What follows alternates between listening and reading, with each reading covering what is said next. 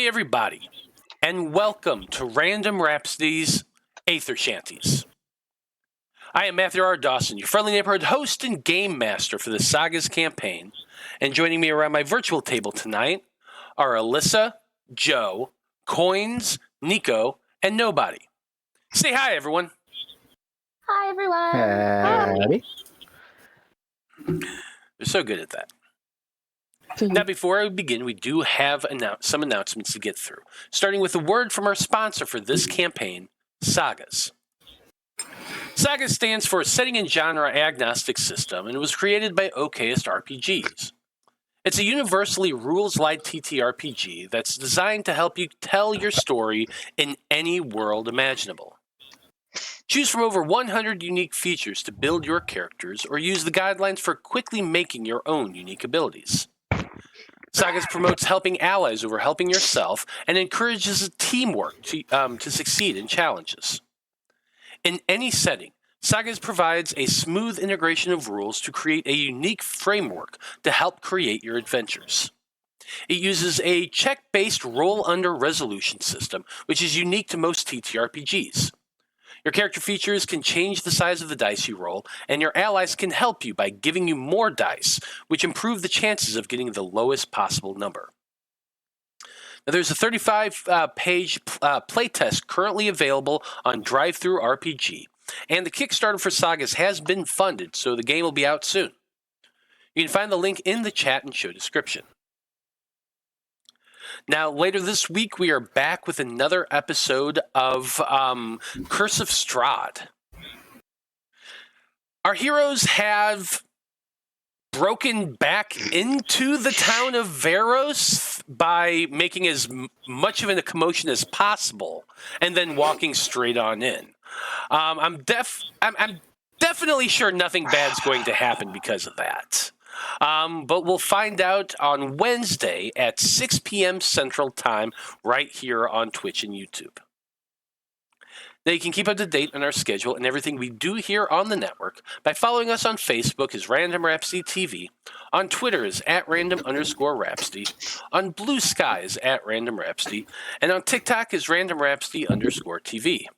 Oh, and I got one more announcement. We're also doing a Halloween one-shot on Sunday, October the 27th. We're playing Monster of the Week, a brand new TTRPG system it's not new, but it's new to this channel. It's going to be the first time we're running it, and it's going to be GM'd by our good friend Dido. So check that out at 6 p.m. Central on Sunday, October the 27th. And that is it for our announcements.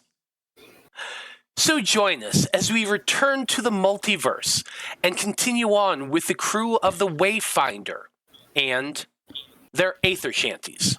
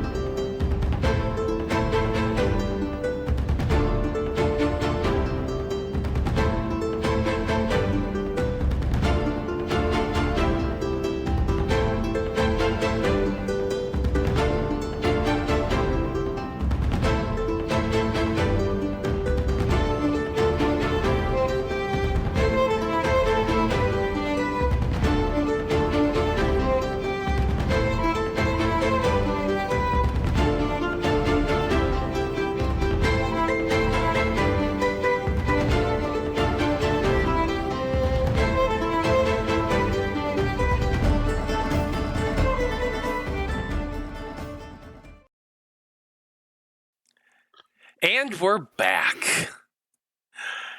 So you should know by now how we do the recaps on our channel. I offer up the random Rhapsody coin, which is good for a free reroll during the session. If I do the recap, I'm getting that coin, and I have a multitude of ways to fuck with my party, and I doubt any of them really want me to get that. So of course I have to open it up to the group first. Does anyone want to do the recap this week? Shocker. The one that likes to talk a lot will do it. So, well then, Zolos. Sorry, that's what you get. That's what you get. Because Skarn's very quiet and reserved. Yeah, they don't talk and jabber like a maniac. Yeah. So Maniac Zolos, tell us what happened last time on Æther-Shanties. Well, we're fighting zombies. Bad guys.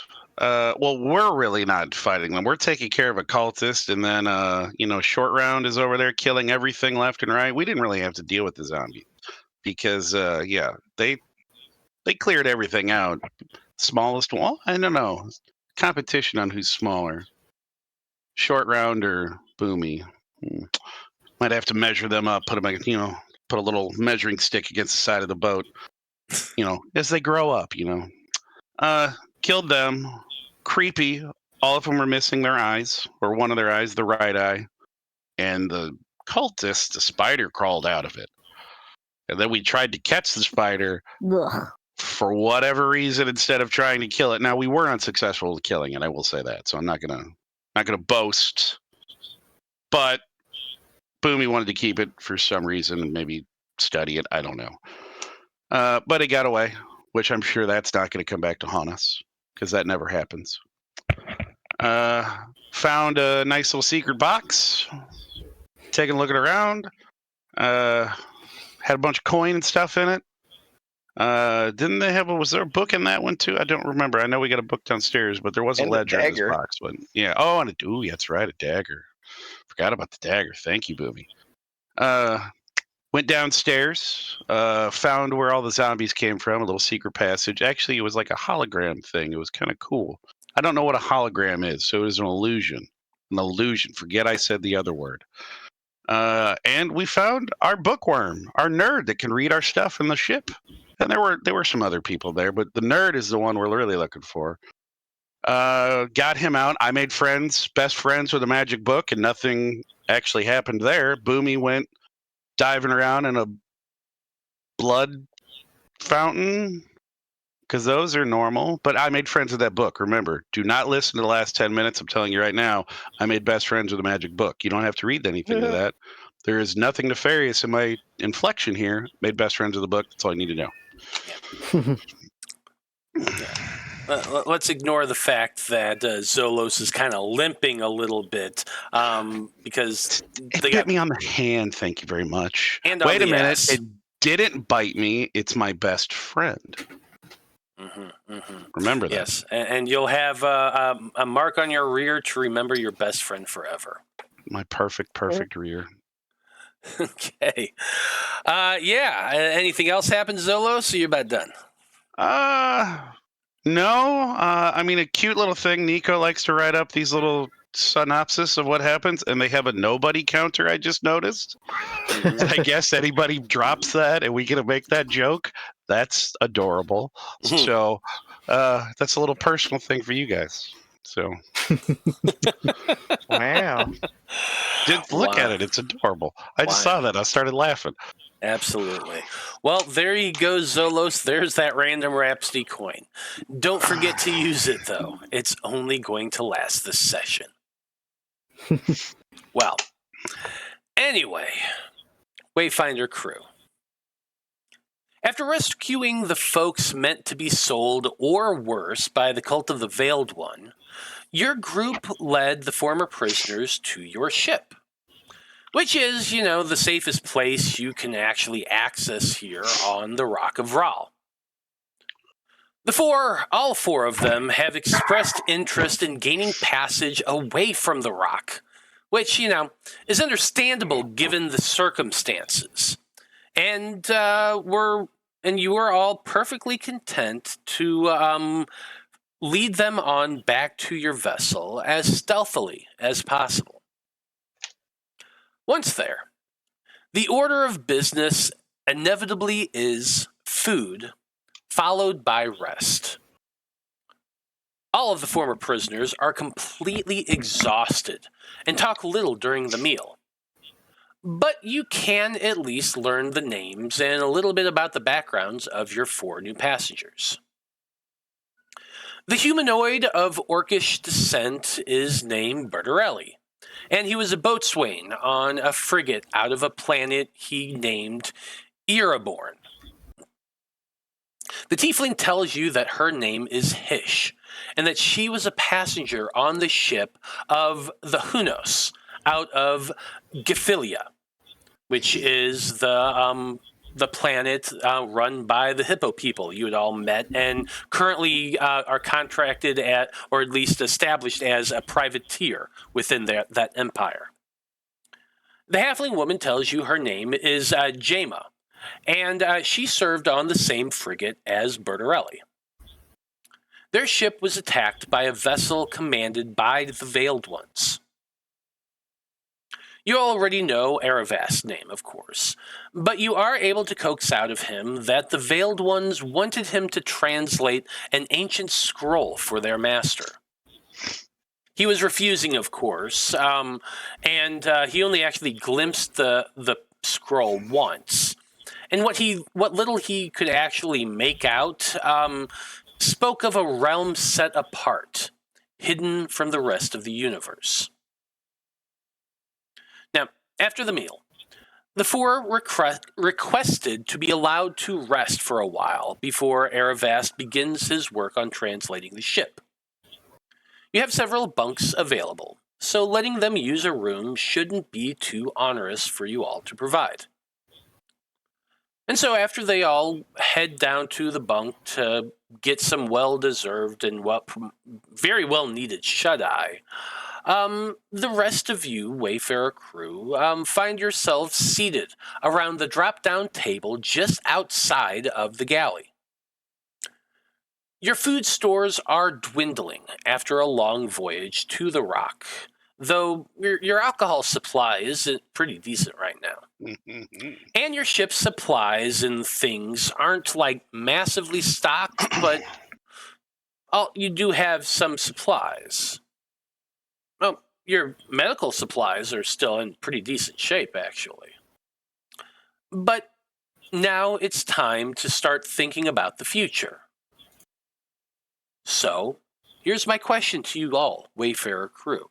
As you're sitting around this table, kind of considering the state of your ship, the fact that you need to leave the Rock, and what all you've been told by various people you've gotten to know since arriving here, what do you want to do, Wayfarer crew?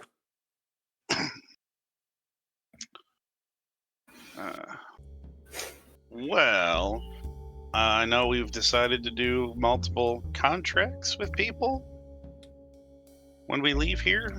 I guess we're going to do work for our tavern owner friend. Do we have to sign a deal with the weird monks that want us to kill pirates, or do we just do that? I mean, you might be doing it incidentally by virtue of we're going to do it with to. the one, and yeah, it's going to, I guess maybe if we bring back trophies. What about the space elves? I think they know something. Well, the one did get away. And I'm curious. Yeah, we should have interrogated before we unlocked the cage. Well, I have a feeling we're going to meet that elf again, and they will remember that we saved them. And hopefully that'll help us in the future. Maybe that bought us some currency down the road. Perhaps. I want to check out this. Can I examine this dagger I got more closely now that we're on the ship? I don't see why not. I mean, you do have a workshop in the back of your of the Yeah. ship, but you also are just kind of sitting around the table right now. So I imagine you just kind of bring it out and start looking it over. Let's see. What are you trying to ascertain about this dagger? Like if I know anything where it came from, or if it has any like special abilities, special properties. Okay, so do you have? Let's see. I'm trying to think of a best way for you to do this.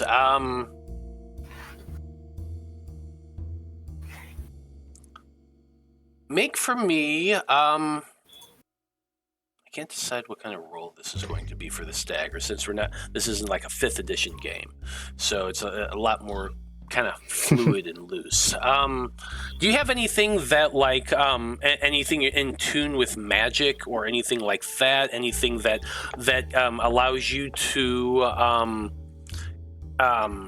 anything that allows you to divine information, or perhaps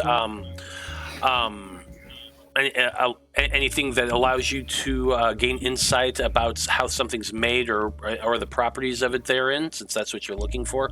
Any skills or anything like that? My character has more experience with like blacksmithing and like creating like metalworking and stuff like that. He has repair talent, which allows him to fix things, which I imagine he can fix things made of metal.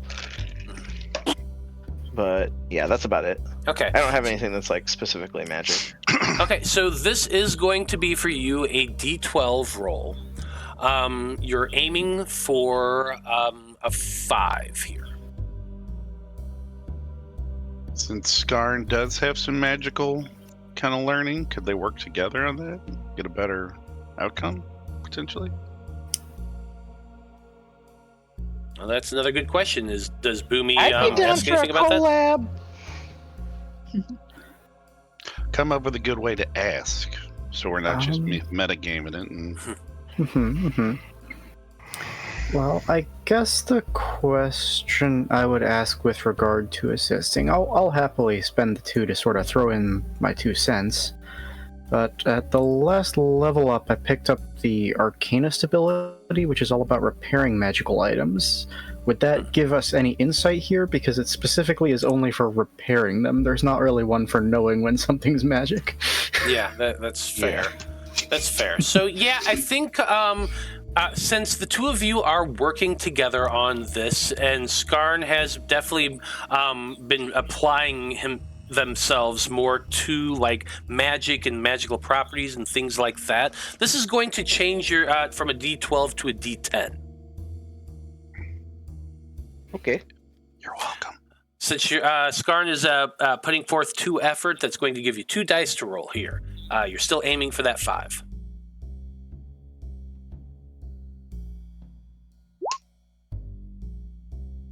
Yes. Yeah. What is it? Oh, Oh, 5. Yeah. Passed twice. I know the shit out of this dagger. Yeah, as the 2 of you are beginning to look it over, Skarn, you can definitely sense the fact that there is magic to this weapon. While it appears to be just a dark and kind of creepy looking dagger, you can sense that there is an innate sort of energy within it. What you got there, I'm looking for how it's actually worded here. Give me 1 second. Where is that? Yeah, this is considered a powered weapon. So instead of just doing regular physical damage, it actually does magical damage. Ooh. Okay. Does it do additionally, so does it 2 damage instead of 1, or it's just magical? It's just magical by design, which means Okay. like up until now, other than when you use magic as an ability, you've only been doing physical damage. This weapon counts instead as magical damage for the properties of resistances and stuff.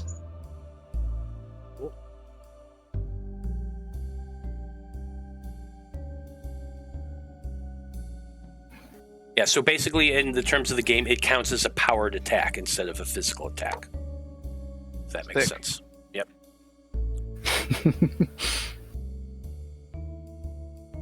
Since Skarn has the whole thing where power is like drawn to it, and I have to use worse dice to dodge powered attacks, is this dagger just constantly like inching towards me, or? Ooh, that'd be cool and terrifying. Slowly floats towards you. You just start. You have to like shut the door in your room at night, and the dagger's like knocking on the door trying to get you. Get up in the morning, it's embedded in the wood. It's gonna be more subtle than that. You look through the keyhole and it's looking back at you. Quickly, like turns away and starts whistling, and you didn't even know it could do that. You know. There's now a sentient dagger gonna fuck with us for the rest of the game, isn't there? No, but I actually did see another property that I should mention. When using that weapon, you use a D8 to attack. Nice.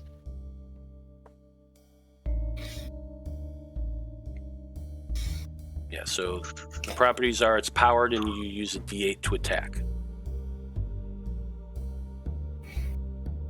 Well, that's remarkable. And, you know, moderately terrifying. But who makes a knife specifically to look evil, I ask you? I don't know, there's some bad guys.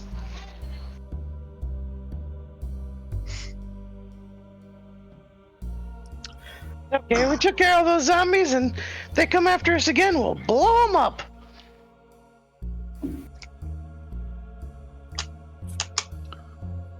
Yeah, I mean, we might have to. This is probably not a cheap piece of equipment that we took from them.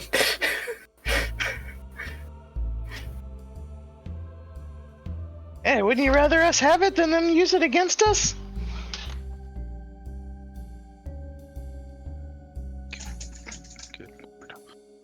I honestly don't know. I really couldn't tell you.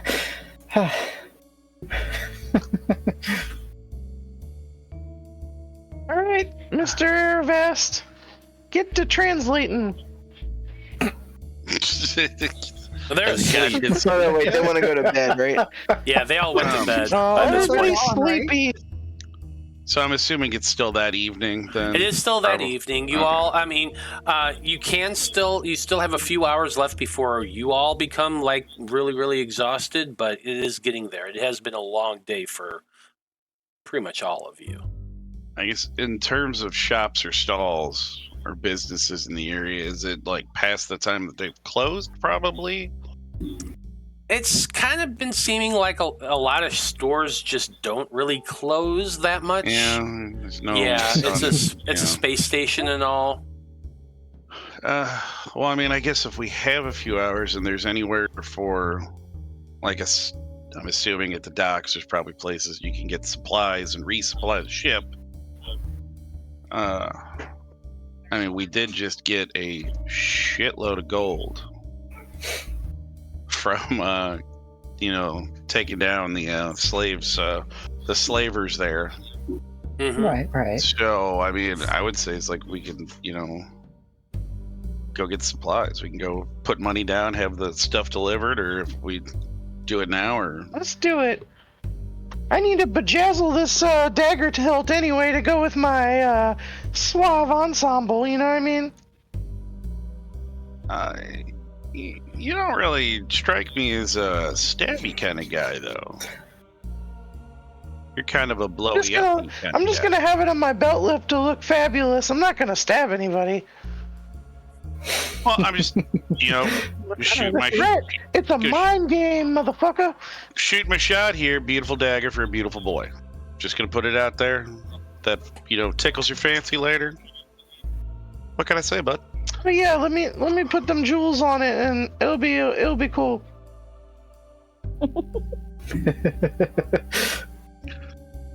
It's like I am the jewel, Boomy. Keep patting myself on the back there. Yeah, I guess Zolos would want to go out and start, try and find somewhere to resupply out in town. What are you looking for as far as supplies? You talking about food stuff? You're talking about ship stuff? Well, I guess maybe a little of both. I mean, which one first? Let's go with that. I mean, I would say, I guess, because the ship is not. We used up some of the repair materials already, right? Mm-hmm. But you said our I guess our food stocks is getting low at the moment. It is getting low. Yes, you used most of it that you were given to get to here. So yeah, I would say we can focus on that first because, it's getting the fact that it's low like that. We'll focus on food, and then we can focus on building materials. Or no, we're not splitting the party. I was just saying, like, Doc and Zolos could go get food, and Boomy and Skarn could go get building materials. But no, we're just going to leave Lark behind. Damn. We need somebody to kill anybody that comes near the ship. And apparently, Lark's most skilled at doing that. Lark's our bodyguard. Like, hell yeah! I think at one point, Zolos probably just like, I can't. You know what? He's like, I got to learn that one's real name.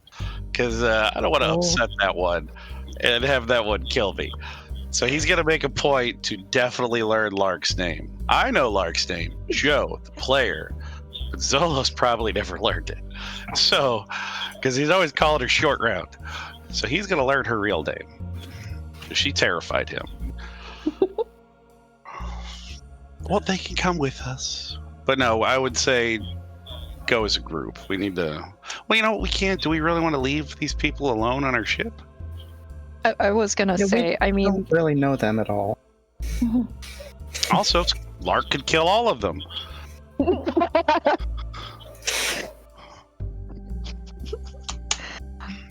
She just loves to assassinate NPCs.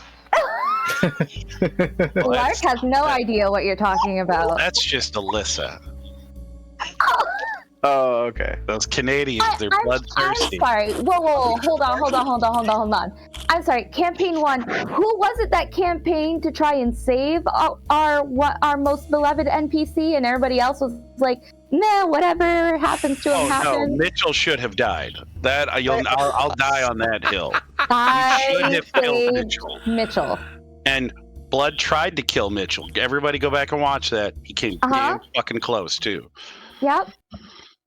But who saved Mitchell? Oh, that's right, me. So hey, don't be spreading the rumors that I like to kill NPCs willy-nilly. Who said they were going to join us in the final fight and didn't? Mitchell. Should have died. Anyway. Oh, Jesus. All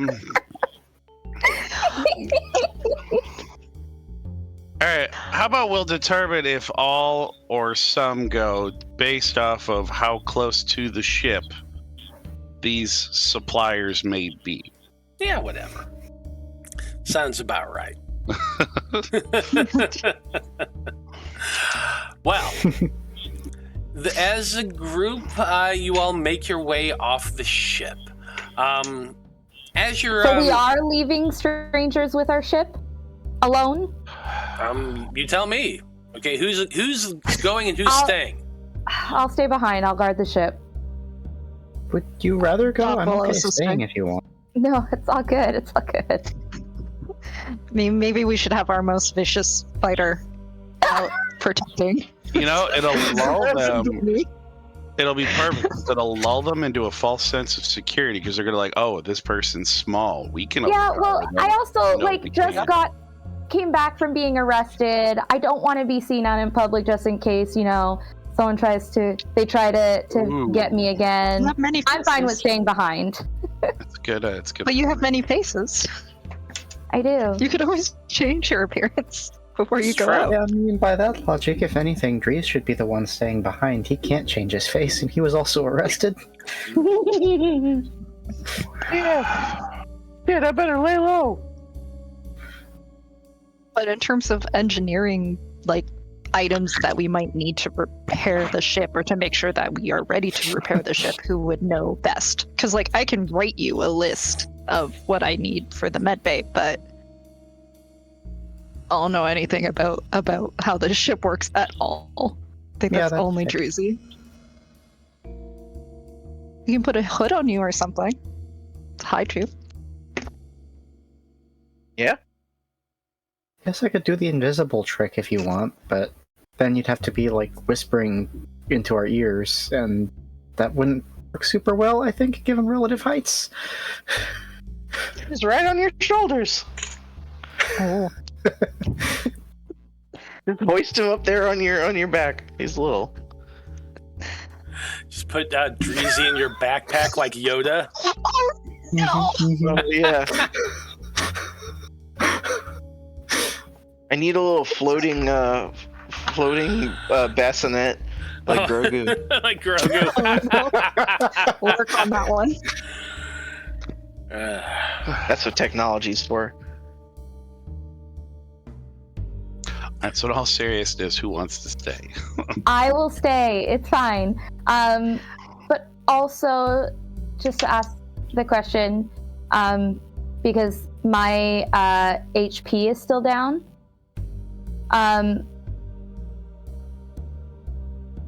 When Doc healed my wound, did my HP go back?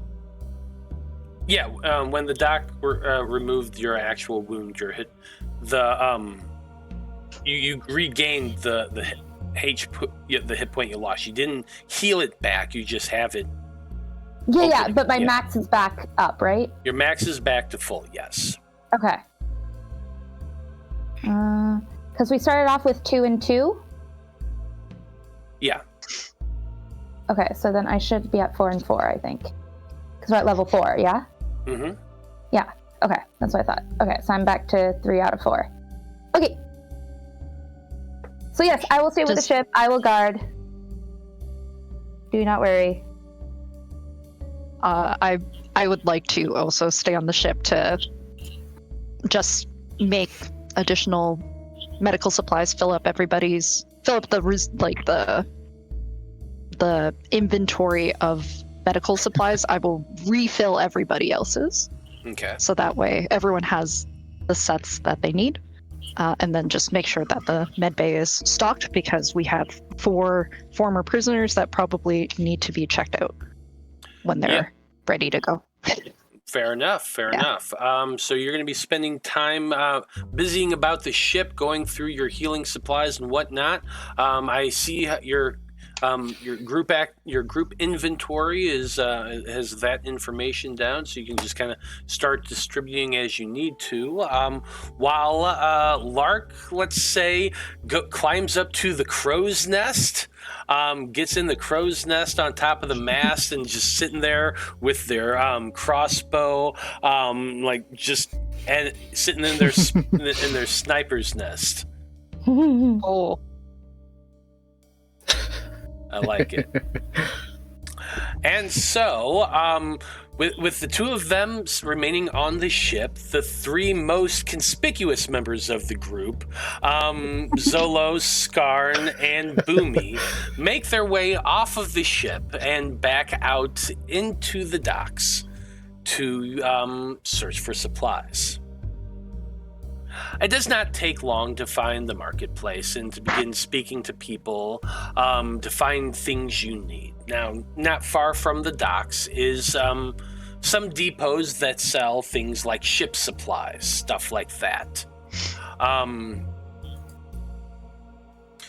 The shop itself is just kind of a gigantic open warehouse with stacks of crates and shelves piled high with all sorts of different supplies, from wood and timber to metal bars to different sort of supplies and things of that nature. You're met by an individual who is tall and lanky, multiple arms. They have like 6 arms, all poking out in different directions. Their head is kind of insectoid looking, but as you get closer, you realize that not any sort of insect you've ever seen. It looks almost more like a plant than an animal. It's kind of a bizarre-looking creature, but it does come over to you and rubs mandibles together, creating this sound that, like, at first is really painful on your ears, but then in your mind, you can hear them speaking to you, saying, "Welcome to Marvo Supplies.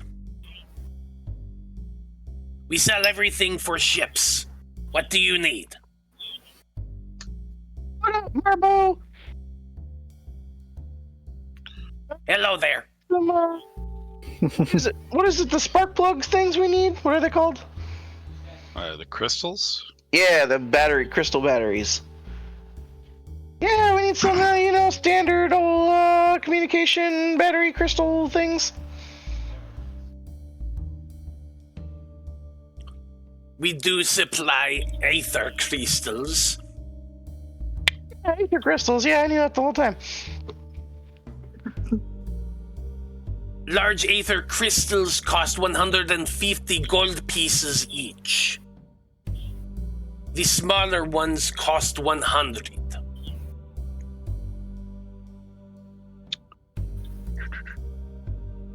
What's the difference, like capacity-wise?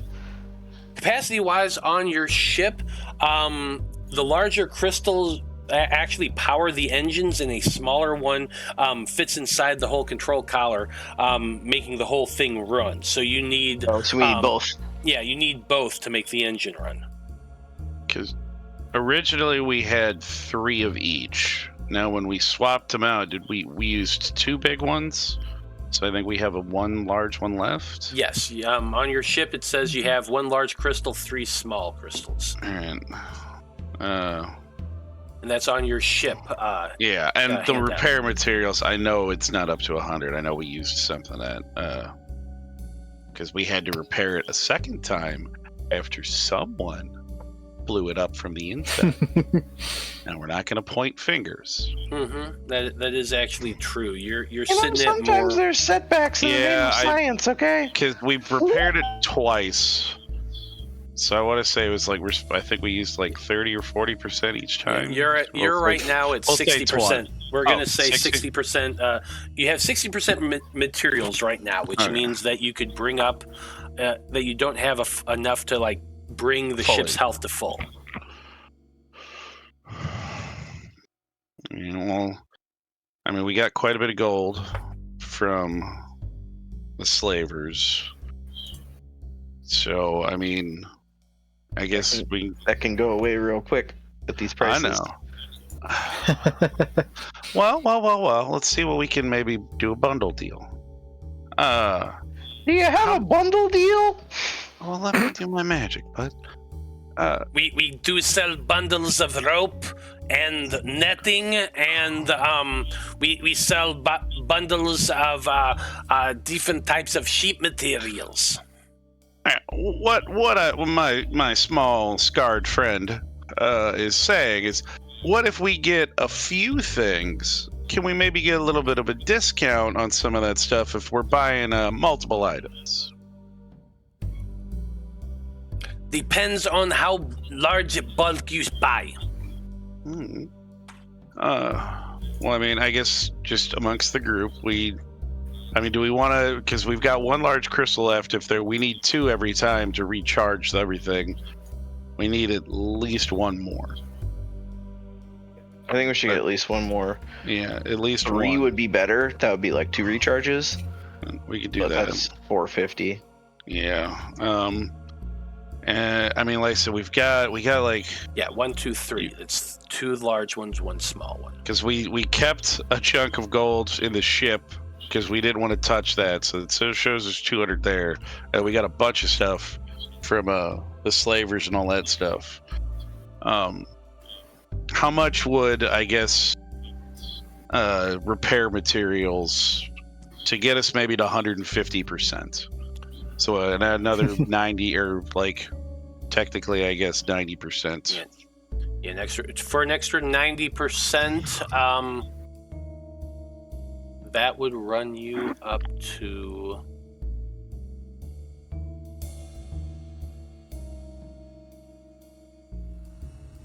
That would be 350 gold. So that could be 350, and if we get maybe at least 2 crystals, that'd be 650, unless we can get a discount. We've got quite a few bolts at the moment, because I think we got a bunch of bolts we bought them off the hippos. I completely forget what they're called. So I'm just going with the hippos, because I know we refilled through them because we resupplied. I know Colonel Nigel Natterjack the Bombastic. That was the dude. Well, yeah. So as our payment to get here, they resupplied us back then. So we've got plenty, I think, bolts for now, unless we want to get some more. How much? I guess for how much are bolts? What do they come in? What kind of size packaging? Ballista bolts. They run basically 20 gold each. 20 gold each. Okay. Yeah. We got 36 now. How many guns are on the ship? We got 3? 3. All right, so technically right now there's about 12 per station. That's not bad. Yeah, that's probably fine. All right, so we could probably do all right with that. I think that would get us through a battle if we had a space battle. So if we were to get 2 large crystals and then get us up to 150% of repair materials before a discount, that's what, 675? So hold on. How many crystals are you getting? I figured at least 2, so we'd have another. We'd just replace the ones we've used, so we'd be up to 3 total. We've got 1. If they're 150 apiece, that'd be 300 before a discount, and then the materials you said was 375 to get up to 350. 350 to get 350. So 650 total. Is there anything else for the ship that he supplies here that we would need? Tools and supplies, things of that nature. Like you can get all sorts of things, really. It's like you could fit stuff for your workstation if you really wanted to. I mean, I'd leave that up to Boomy. Oh yeah. Yeah, I need some fine crystal manipulation tools, and I don't even know what the other tools would be. I guess I need to just tools to work on the engine. Mm-hmm. To work, yeah. So like crystal refractors or crystals. You just take a crystal and put an NG sounding word after it. Yeah. Yeah. So for tools that would help you to work with the magical crystals, tools to help you work on the engine of the ship and shit like that would probably run you an extra 50 gold pieces. So that's not bad. Yeah, so in total you're kind of up to 700 gold right now. They tell you that like you're honestly you're not buying large bulk, you're buying small bulk. Since you're buying a decent amount of random things, they're willing to give you a 50 gold discount. In other words, they're giving if you're for buying all this shit, they're giving you the tools for free. Yeah, that's not bad. Mostly, I mean, food's not going to be that expensive, right? I don't know. I mean, I think potentially we have enough for food. I mean, when we got supplies from the Colonel. Mm-hmm. Did we get a sense of like a dollar amount and what they were giving us? Did they? They didn't really talk in terms of money, that sort of thing. Being that he like spending time on ships and stuff like that. Now this isn't spaceships. Would he know like a galleon? How much would it take to like resupply that? I don't know if that's officially like the size of what our ship is equivalent to. Yeah, it's not. We're more of a schooner type thing. Yeah. But so here's what I'll give you. Give me a ship's knowledge check. Ooh. being that you're from your past is that you are on boats. You do understand a little bit of that sort of thing. Also, the simple fact that, like, as far as money goes, you've been spending more or less what you would spend in Loroupan terms in coin a lot of the times. So give me a ship's knowledge check. If you have anything that can make that lower, go for it. You can declare. Otherwise, you're rolling a d10. You're aiming for a 6. Fucking balls. Do I burn it? No, that's not that important. Yeah, I don't. He doesn't know. Yeah. He doesn't remember. Yeah, unfortunately, you're just not quite sure. Money's weird, and you're just a pretty boy, and everyone paid for your shit anyway, or your mommy and daddy did, so... They kind of did, yeah. Yeah. He's too busy living that pirate life to fucking care about how much something costs. Fair enough, but that does give you a point of effort back, so there's that. Yeah. And really I think I made the effort up when I failed so fucking often with that goddamn book. All right, yeah. I think you just say, Mordo, you got a deal. Okay.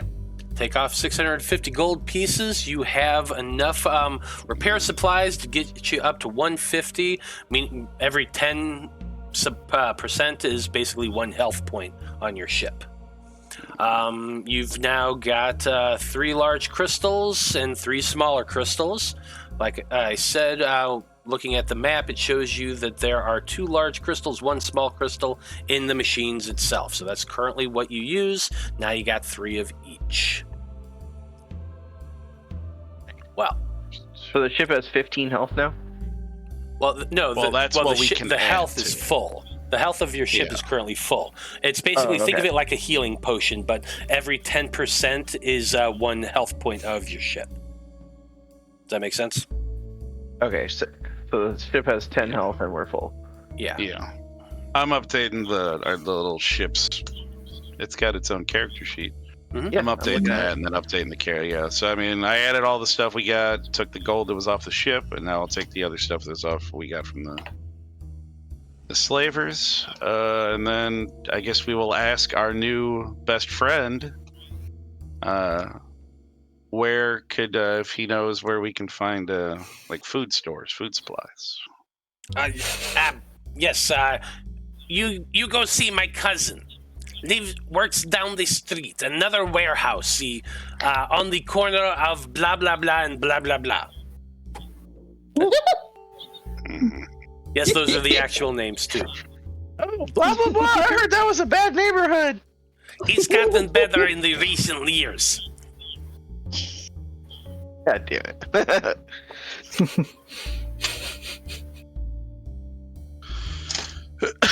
Anyway, so, if you're going to follow along that advice, you are led to another warehouse on the corner of blah, blah, blah, and blah, blah, blah, blah. It is another warehouse, very similar to the one you just came from, though the boxes and things are definitely more of the non-perishable type supplies. Quite a bit of different foodstuffs there. Everything that really a ship would need, from like salted meats to vegetables. Definitely got to get some citrus so you don't get scurvy, that sort of thing. Food supplies are food supplies. Space scurvy. Yes, space scurvy. Gotta watch out for the space scurvy. Yeah, I mean, I guess since Zolo has been the unofficial cook, he's probably spent the most time in the kitchen just because I think I even think he set up my fucking cot in there or his hammock or whatever. So yeah, I mean, he would just kind of like, I guess they would have fill up, make sure they have plenty of like water reserves, like I guess if they're barrels probably. I would assume. You have quite a bit of boxes that had like bottles of water and that sort of thing. Right, You yeah. will need so to. That we're probably. You will need to resupply on that sort of thing, yeah. But more food than anything else. Basically, here's how it's going to work. Like a week's worth of food costs about 35 gold pieces. Okay. Is there anything like specialty stuff that would not be included in that? No, this is just like your general supplies and things like that. The kind of things that you would be able to cook and prepare and store for a long voyage. Food in space is kind of meant to be transportable and easier to hold on to because you're traveling through space. Perishable. Yeah, less perishable stuff. But fruits and vegetables are able to acquire. Like you can. We don't have to play out like the whole menu unless you want to. But overall, for general knowledge, every 35 gold pieces gets you enough food for about a week, considering that there are now 5 of you plus 4 passengers is 9 people. Yeah, we can just say get some food. There's over 100 like items, different things at my restaurant in real life, so. Oh yeah. No, I mean, we don't need. Just say we got some food. Yeah, we don't need exotic stuff. Would just quick side note, maybe this is completely obscure, but it's right up Zolos' alley. Would he know what kind of special items female tieflings like? Because he's going to shoot his shot. And he just wants to know if there's any kind of. Does the guy have like maybe a nice bottle of wine, stuff like that? Because we've got that rot gut shit. Probably in the ship. Maybe some decent stuff. There was some decent stuff, like some whiskeys in the captain's area and that sort of thing. But go ahead and give me an insight check. This is just your knowledge of the ladies, at least the ladies in Loroupa. So I feel like you are going to be aiming for, well, let's say a 4. A 4 will get you some interesting information.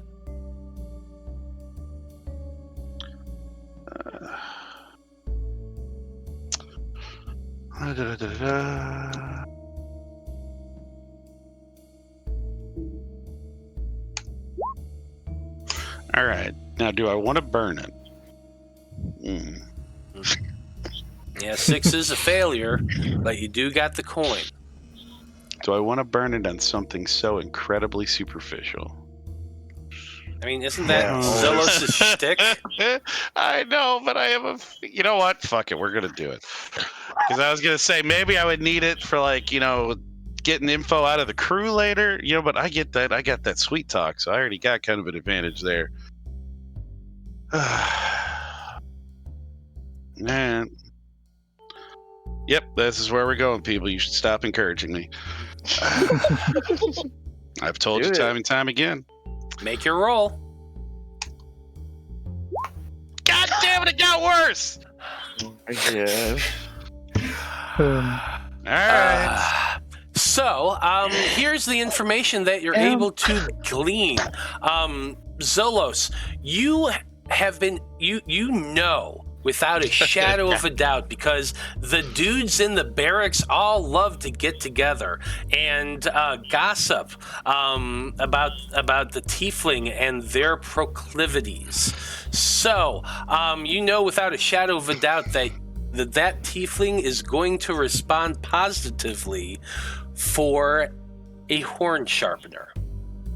The fuck is a horn sharpener?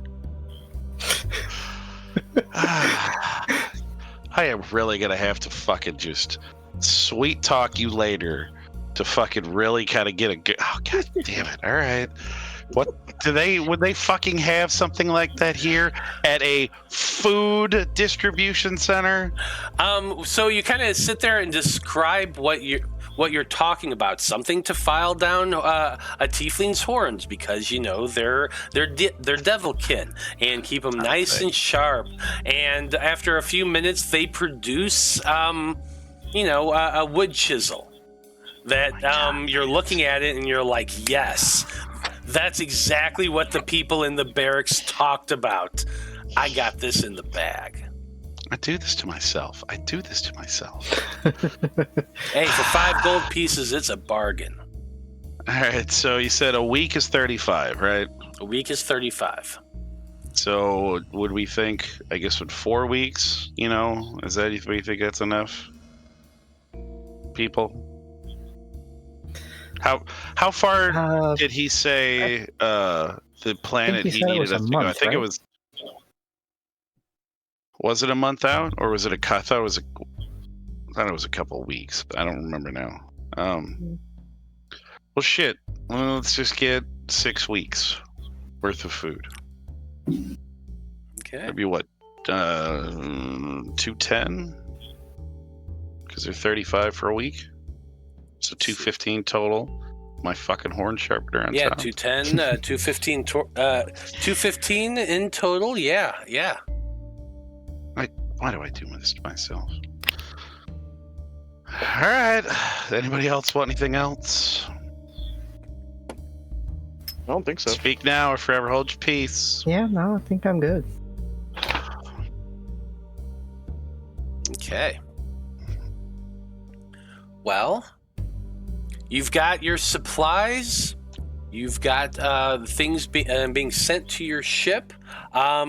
You've got a nice fancy horn sharpener that the shop actually puts in a box for you and wraps it up in a ribbon because you're talking about this lovely lady that you kind of want to impress with this. And like everyone else is just kind of watching this, and I don't know how let's take a moment and just go around the table watching this. Dr. Bloom, what are your thoughts? They're not there. They don't get no, Dr. Bloom isn't yet. there. Sorry. Boomy. That's right. Dr. Bloom is not there. Boomy, what are your thoughts watching Zolos buy this thing? I don't know. I've never seen anybody go think that's romantic, but you probably know more than me. I do. Skarn, what are your thoughts? Farts. God, I cannot talk today. Yeah, I mean, I don't really get it. But at the same time, my healthcare devices are like chisels, so some people need different equipment. Because it is like you said it was like a fucking chisel, didn't you? Yeah, So, it's literally like, a chisel. hey, What you want to get down on this? I mean, With goblins, we just use a lot of mud and dead animals. listen, I just heard about this thing. I don't know. We're going to shoot my shot. We're going to figure it out. If it all, goes wrong, I can, we can give it to Lark and they can stab people with it.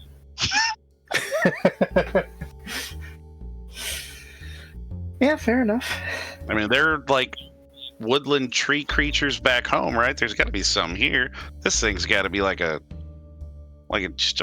perfect weapon.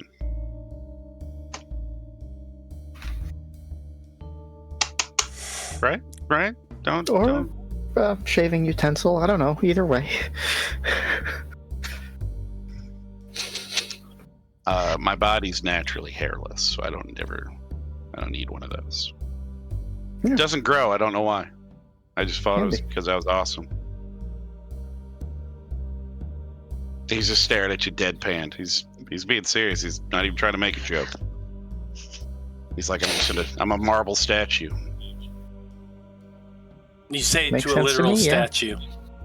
Yeah, he's like, I mean, he's like, I'll show you later if you want.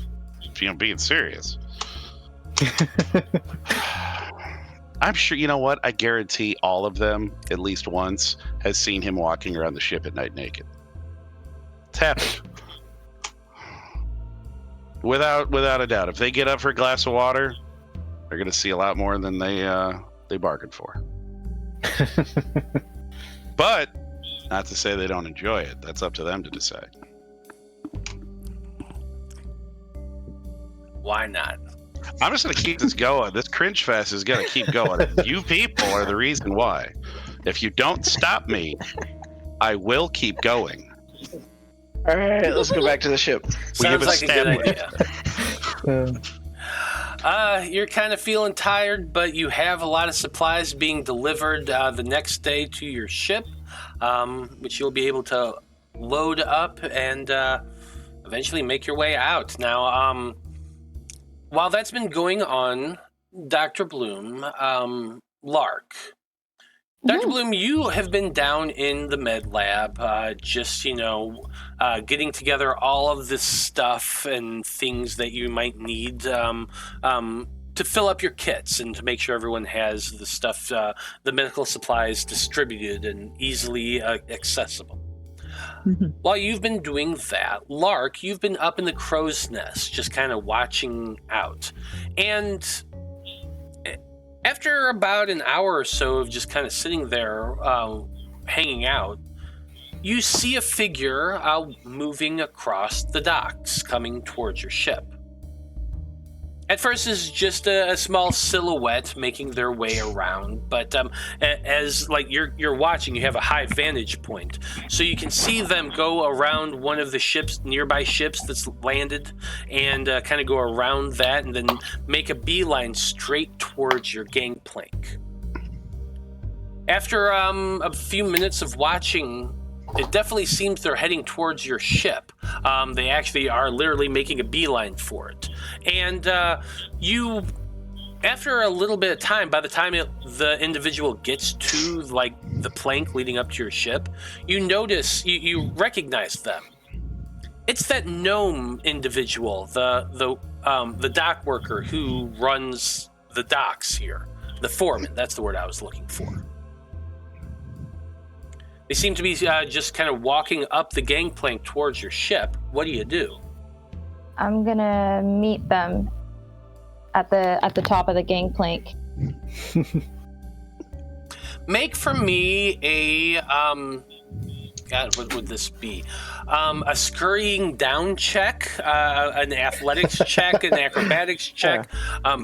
Something that allows you to climb from the top of the mast, from the crow's nest, down to the dock to beat this gnome up to the top. So if you have anything that might help you with moving fast or being really, really nimble and acrobatic or anything of those natures, go ahead and say so. Otherwise, you're rolling for a 5. Would my fast reflexes help me? What's the fast reflexes do? For non-combat checks that benefit from quick reaction time. Yeah, I'll allow that. So you can roll a d8. And what's the difficulty? 5. Okay.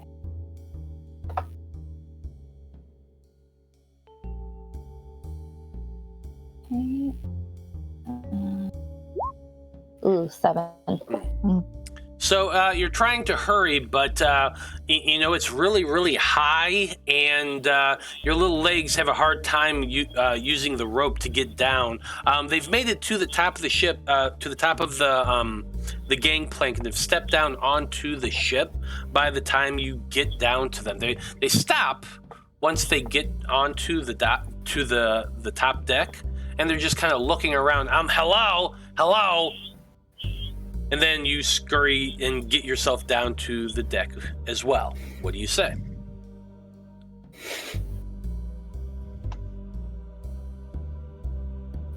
Hi, we weren't expecting to see you. Well, there's a little thing about, how long you've been here on the dock.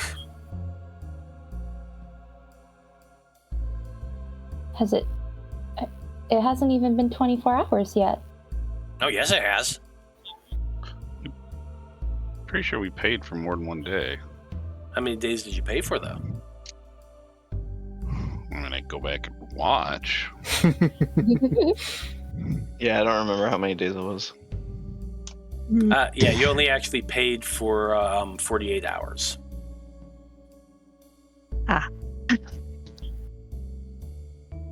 How long have we actually been here? Because I think we only spent the one night. So it hasn't been 48 hours. No, but that time is coming up very, very soon, and and I wanted to see whether or not you planned on remaining here another day. I'm not certain. I know that my shipmates, well, a few of them have gone to to get our supplies to resupply us. But I think we're planning on heading out after that. Oh, picking up supplies, are you? Mm-hmm. Well, you got to make sure that you pay any fees and taxes, which are always included when picking up supplies and transporting goods.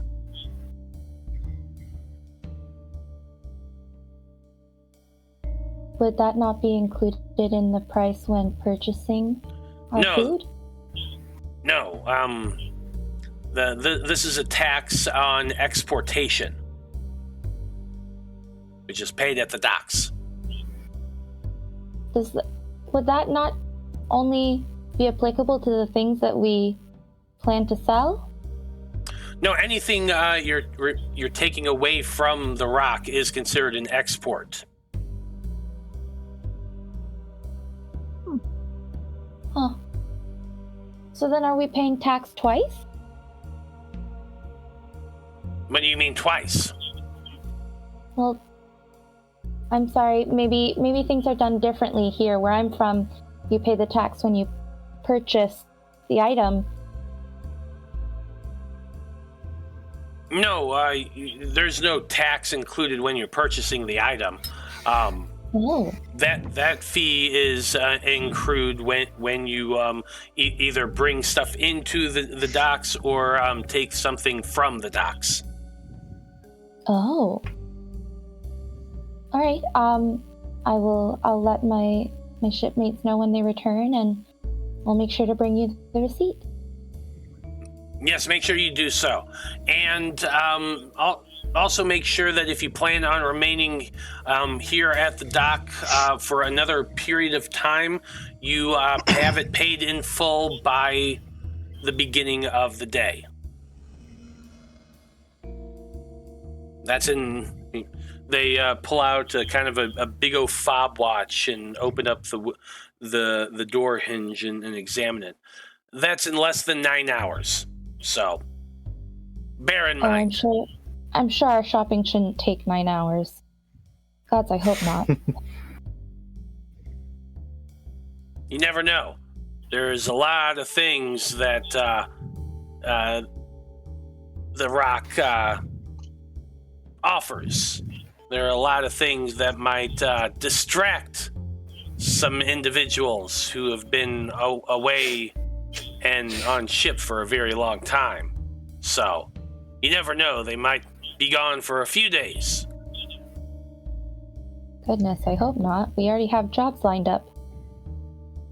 Oh, do you? What sort of job?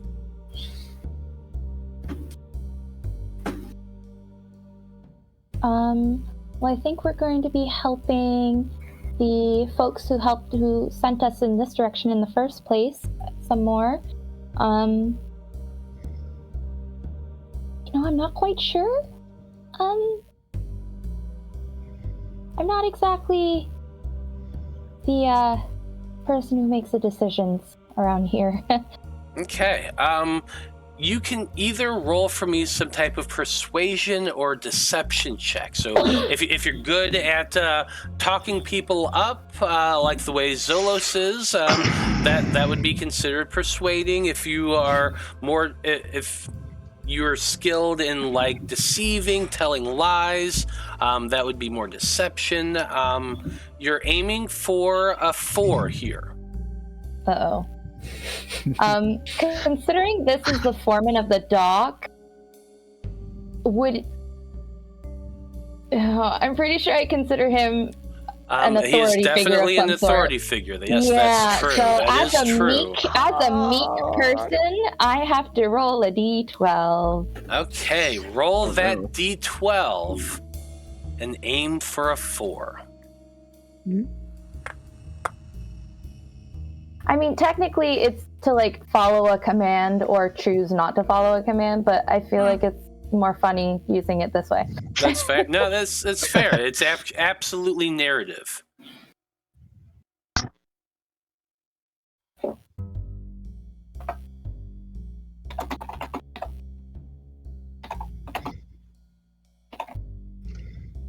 1 die, d12, and a 4 difficulty. Okay. Mm-hmm. 10. Oh, You see the gnome's eyebrow kind of raises up a little bit. I described him previously. I'll do so again. He's extremely pale, like extremely pale, as though somebody who's never really gotten sun in their life. Their eyes are big and round and very, very dark. Their pupils are white. And their hair is kind of graying and flecked with black and kind of swept back over the back of his head. He looks very official looking. He looks very, very authoritative in his little uniform that he's wearing. And you just kind of shrink back a little bit and start stammering as you're saying this. And the gnome just raises an eyebrow and pulls out a book from the inside of his pocket and pulls out a pencil and begins writing a note in the book. Very well. Like the mercenary licensure taxes. It's good to know that you have received employment here. We'll make sure to arrange your wages and earnings tax on whatever job it is that you have here. He kind of has a big grin on his face. You can see that he has a gold tooth in his mouth that just kind of gleams a little bit in the torchlight around your ship. And he says, I look forward to seeing you all tomorrow morning. Well, okay. The gnome very haughtily stands and nods and turns and starts making his way down the gangplank. The taxation system here seems very complicated. And I say as I start climbing back up to the crow's nest. Absolutely. Probably about 30 or so minutes later, Zolos, Skarn, and Boomy are making their way back to the ship. You've arranged to have your supplies delivered first thing in the morning. The things that you're able to carry, like, the tools and stuff you have with you now, and the rest will be dropped off at the dock first thing. So, what do you do once you reunite with your friends? You probably find Lark would be the first one to spot you as the three of you are making your way back to the ship. Dr. Bloom probably still down puttering around on the inside of the ship, but you all are able to regroup once again. What do you do? Well, I'm going to climb down and let everyone know that we only have about 8 hours before we have to pay some more, and about how the taxes here work. Oh, man, taxation is theft. We should get out of here. Kind of sounds like he was lying to you. I don't know. Yeah, you gotta be a bullshitter to know a bullshit. Okay, I don't know if he was not. lying or not, but how does he expect to take wages before we've been paid? you're not wrong. Yeah, they got guys like this back home. I mean, he's just trying to take us for money. He's a corrupt dock official. It's, you know what? I don't think the words dock official and corrupt have ever been separated before. I mean, So you're saying next time I should drop it on his little control shack instead of a different ship? Yeah, I mean, but if we kill him, that would just be all kinds of problems. We're gonna have to figure out a way to deal with him. I mean, like I said, back home, I mean, if you guys only knew what the king was charging for stuff. It's like he is fleecing the people of our country. Oh, you know what? I didn't say that. My dad never told me any of that information. But it's so much fun. Anyway, yeah, my dad paid people off all the time. It's unfortunately something that's going to have to happen, but I think we're going to have to figure out a way to deal with this guy, or he's going to keep taking from us. Maybe our new employer knows about him and has a way to deal with him. Speaking of, do we actually need to go talk to him and tell him that we're taking the job? Because as far as I know, we left him on a maybe. We need to find. Well, I told him there was probably going to happen, but we kind of need to give him an official notification. Well, do we have so- his contact information? Maybe we can send him a message from the ship. Don't look at me. I don't. I mean, You're the one who spoke to him. Well, I don't know what that stuff is. I don't. Do we know how to communicate with them? I thought we needed the special number Hey, to use the communication crystal. Is that right? Let's ask the bookworm. He might know because this guy knew who he was. He knew where to find him. Our employer. So maybe he knows him. So are you planning on waking up Aravast to ask him this question?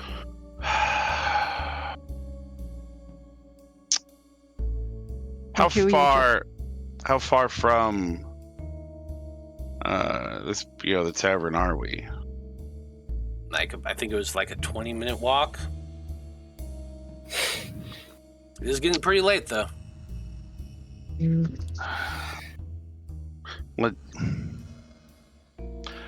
need to finalize with him anyway.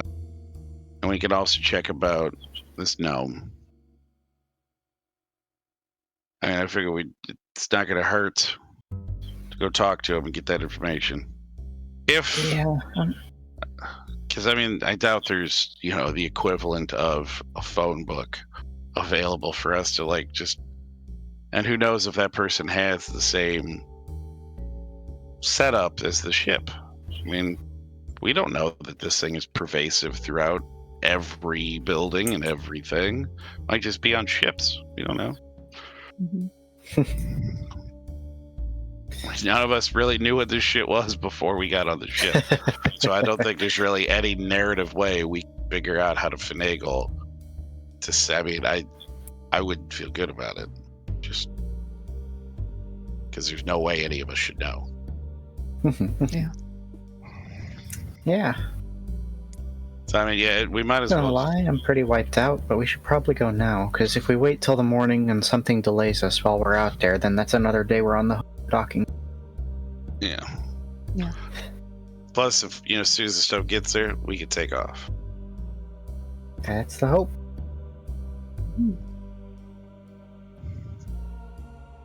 Okay, so who's heading to the Rock Rat?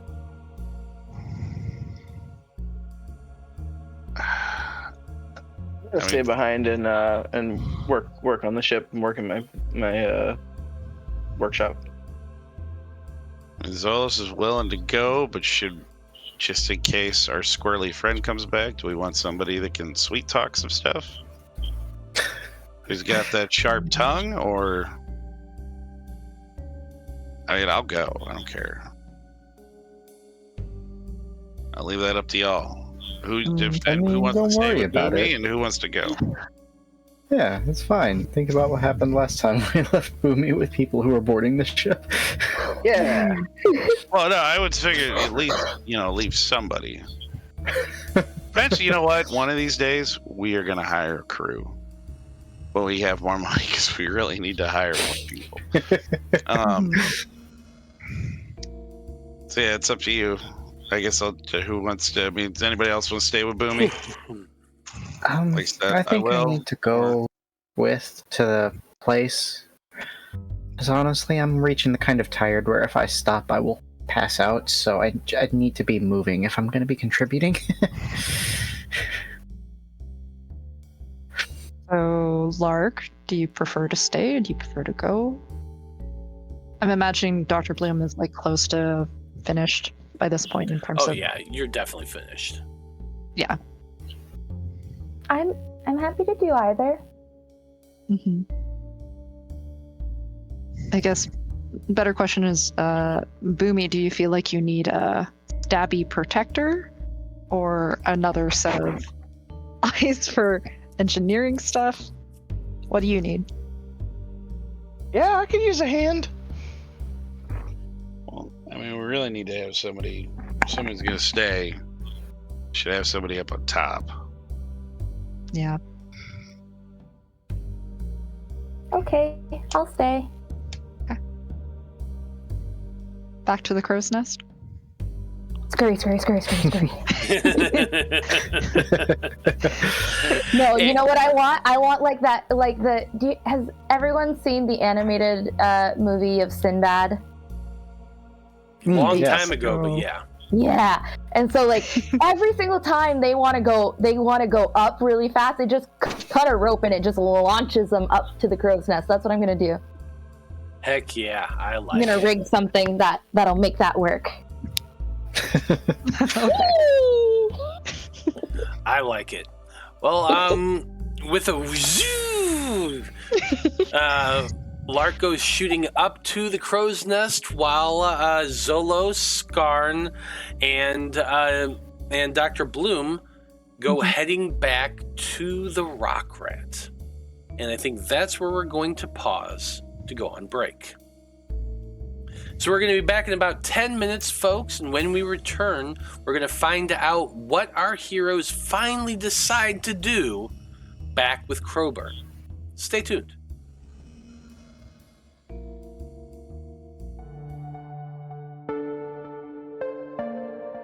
Howdy, everybody. We are back.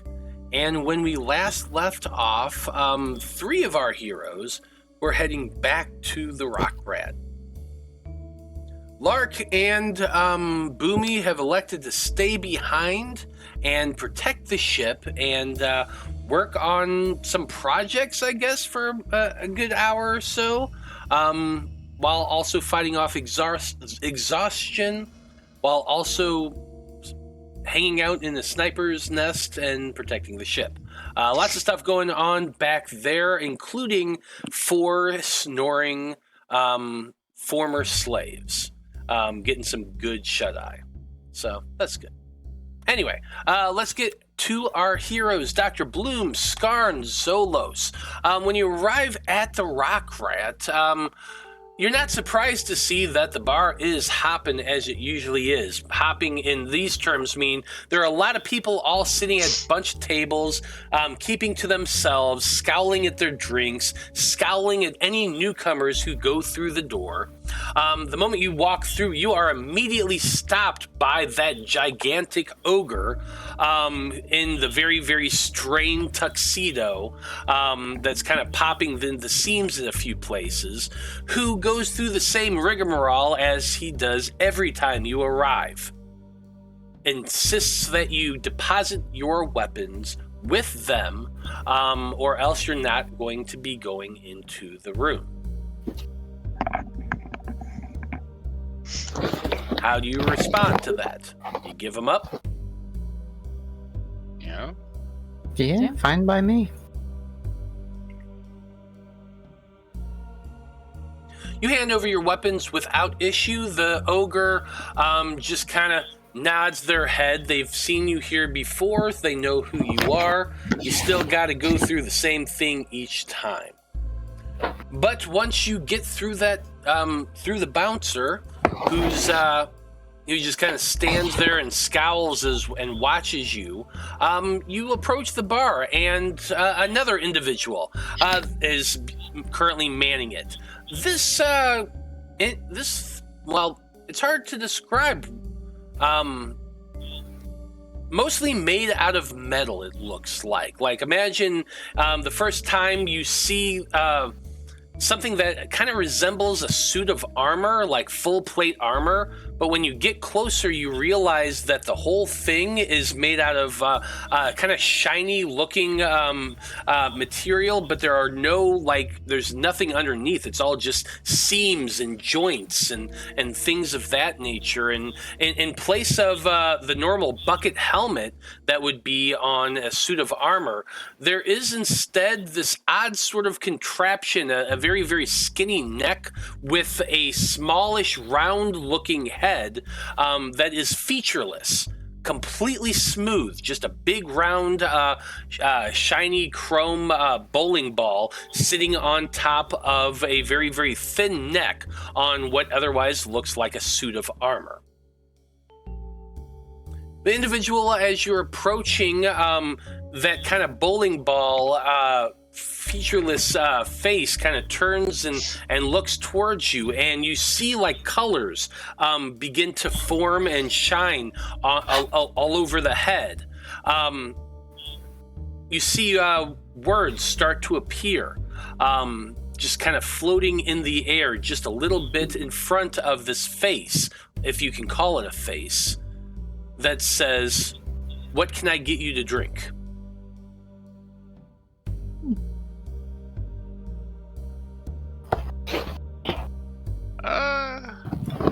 You know what?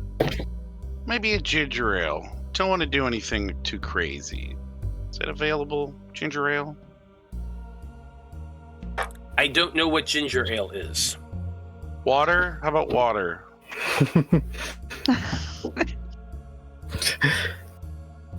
The featureless face, there's like this pause, and like a second goes by, then another second goes by, then another couple seconds go by, and then it kind of shakes its shiny metal head.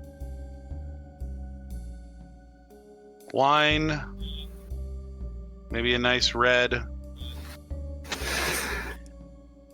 The words appear right away, and then turns to the other two in the group, Dr. Bloom and Skarn. I don't know.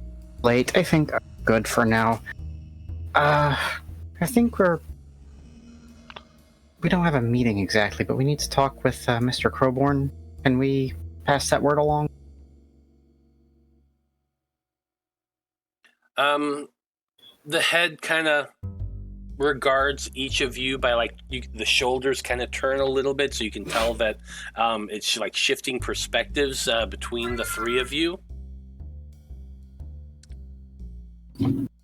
The creature picks up a bottle of wine and pours a mug of it, sets it down in front of Zolos. The words pop up in front of its face, 3 copper pieces. Yeah. I'll hand it over. You take the 3 copper pieces, and then it says, in lettering again, Mr. Crowborn has retired for the evening.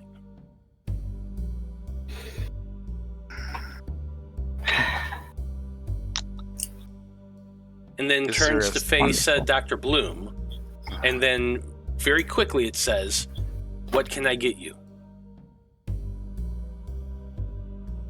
Whiskey? 4 coppers.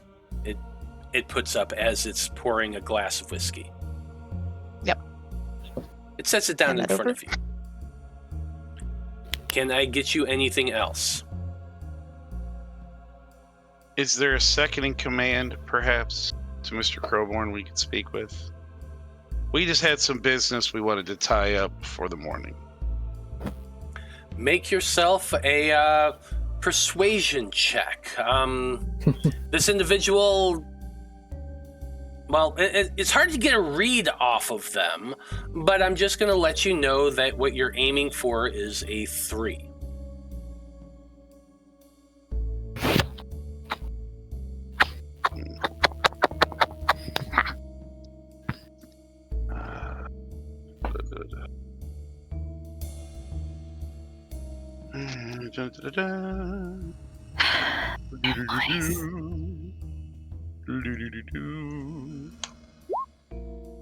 That's better. Oh.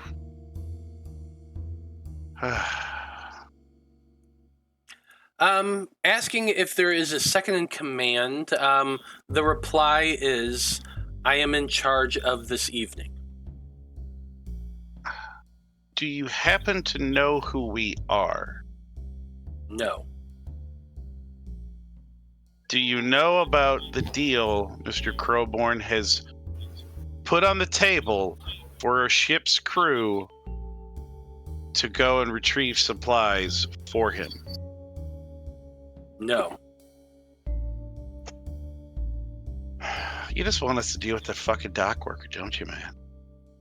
I know what you're doing. Fucking stonewall at every turn. Sorry, I've described 4 different times how late it is in the evening. I know. But still. Yeah. He's just gonna look at the thing and be like, fine. Can we leave a message? Yes.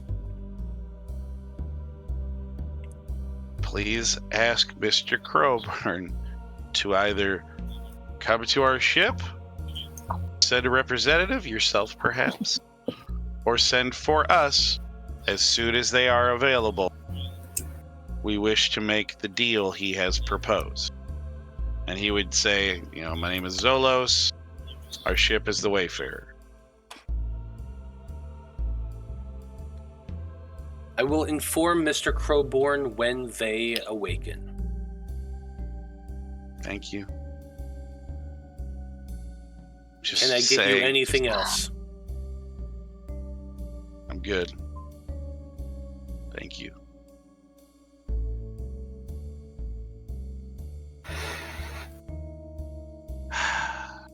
All right. Well, if that's what we've got, I'm just gonna head back to the ship. Y'all enjoy your drinks. I can't handle this. Did the guy watching the door, does he ever talk to us? Has he ever actually raised that he does speak? Oh yeah, no, they Okay. The moment you step foot in, they tell you ask for weapons. Yeah, they ask for weapons. Mm-hmm. All right. Please. Well, I mean, he'd kind of finish his drink, leave the, I guess, wine glass or take it to the bar, whatever the procedure is. Because the other information he was wanting to know is about this guy at the docks. I don't know if this person's gonna know, but I mean, who else are we gonna fucking ask at this point? Yeah, fair. And he just kind of walk up to him. He's like, as he's retrieving his weapon, it's like, hey, I got a question for you. What? Do you know any of the people that work at the dock? Lots. Many come here. Well, the little gnome fella that likes to, he oversees the docks. I guess whatever dock number we're at, I don't think we ever established. I remember saying it number. once, but it's not on the top of my head, so it doesn't matter. Yeah. Yeah. He would kind of describe him. He's like, short, bitter fella. Very sure of himself. Quite demanding. That's going to be another persuasion check. Your DC is a lot lower on this one. You're aiming for a 7. Oh, well, I mean, I nice. roll a 6. Oh, well. You guys just smile at them. Yeah, I don't need to make you roll then. This dude is not very bright. He just has a job. He's the bouncer. Yeah. And you kind of just smile up at them and kind of give them that big grin. And I know him, little one. Always is insulting. Yes. Comes in here all the time. Do you know a way to deal with him? I mean, obviously if he's insulting to you, I mean, you're a big guy. You gotta kind of that's got to be to your advantage. What do you say to this man to kind of put him in his place? The ogre kind of leans down towards you, says, I do this. And then you just see him lift up his fist and close it, and then smile this very large, menacing smile. I smush. And smashes that fist into his other hand. Then he stands back up and looks very proud of himself.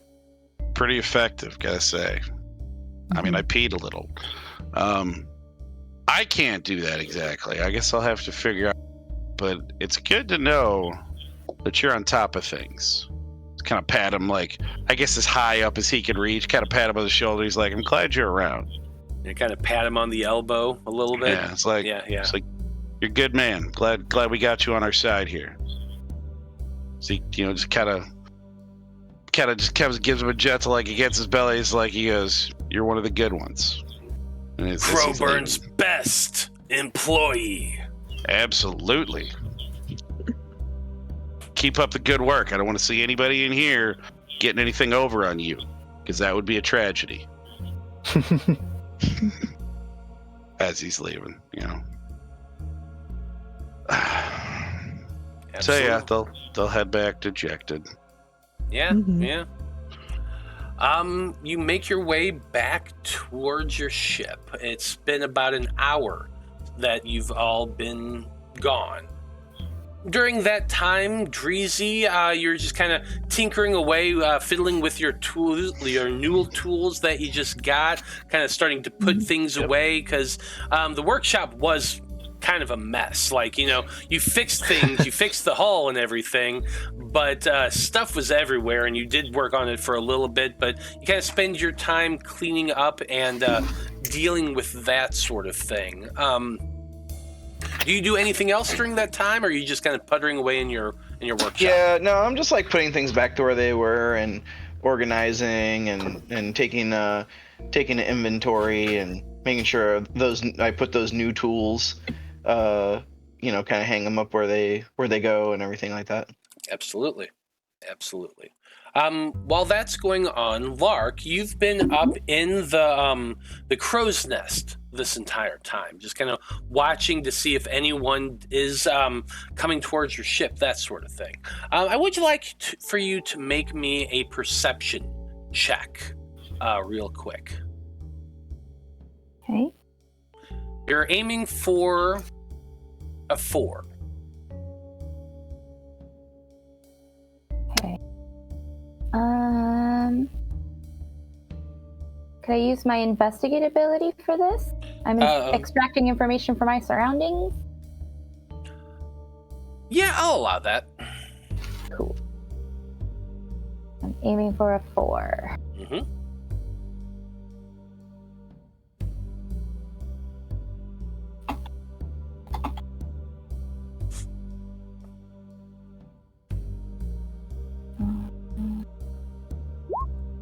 Dang, I can't roll nothing tonight.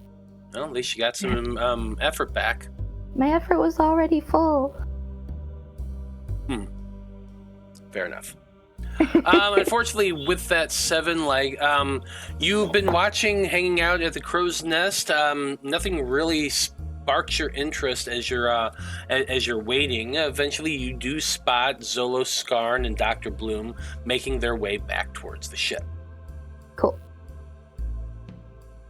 You climb down from the crow's nest in time to see them coming up the gangplank and returning to the dock, or to the deck.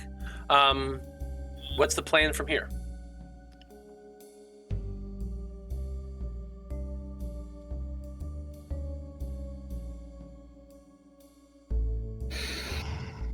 Yeah, Rest. Sleep. Yeah. Yeah. Doctor's orders. Rest. Should we have someone keep watch? I mean, I suppose yes. I'll take first watch. Okay. Doc can do second. Yeah, so let's take the third one. Okay. Who's taking the last? I guess Do that it. makes it me. Okay. We can both do it. That'll work too. Hell yeah.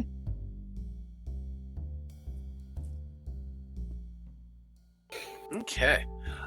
So, Lark, since you're going to be continuing on hanging out in the crow's nest, watching out the ship while your friends go head down to their own bunks and get some shut-eye. So I would like you to go ahead and make another perception check.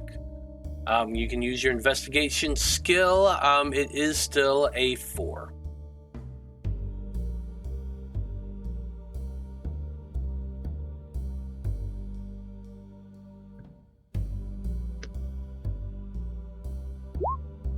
Four! Hey, yeah. nice. With that 4, as you're sitting there in the crow's nest watching, after hearing about the failure at the Rock Rat, you're kind of just a little more on edge, and you're kind of watching a little more closely, and you notice something on a couple of two ships down from where you're docked. You see a figure moving around on the deck. There hasn't been movement on that ship this entire time that you've been on watch, and even earlier in the day as you've been sitting, earlier in the evening as you've been sitting there watching, because this has been a few hours that you've been added, if you count the previous times you've remained on the ship. And with that in mind, like, nobody's been on that dock, nobody's been on that ship. There's really been no movement or anything happening for most of the ships that are currently docked, other than, occasionally you see workers come and go and do stuff on the ship. But since arriving in the evening, you really haven't seen any signs of anything. So this movement does catch your attention. As you're watching, you do see them move across the dock, or across the deck of the ship, over to a gangplank, climb down it, and slowly begin making their way to the north, towards the actual entrance of the dock area. But thanks to some convenient lighting for the sake of narration, you do see that as they're moving underneath that light, you recognize the gnome, the dockmaster.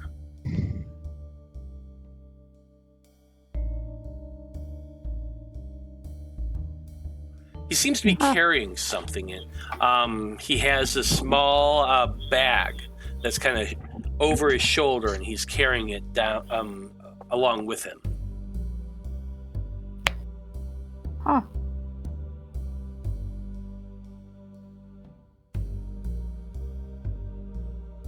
How strange.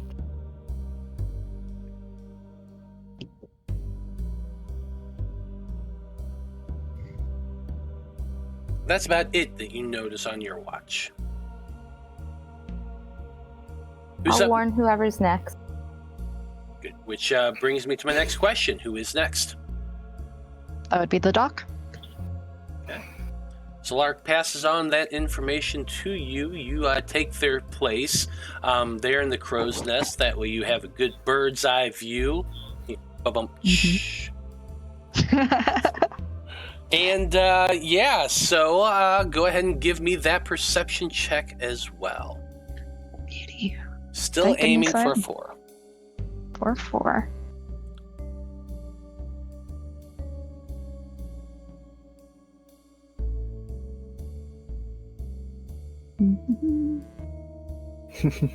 Thank goodness for dark vision.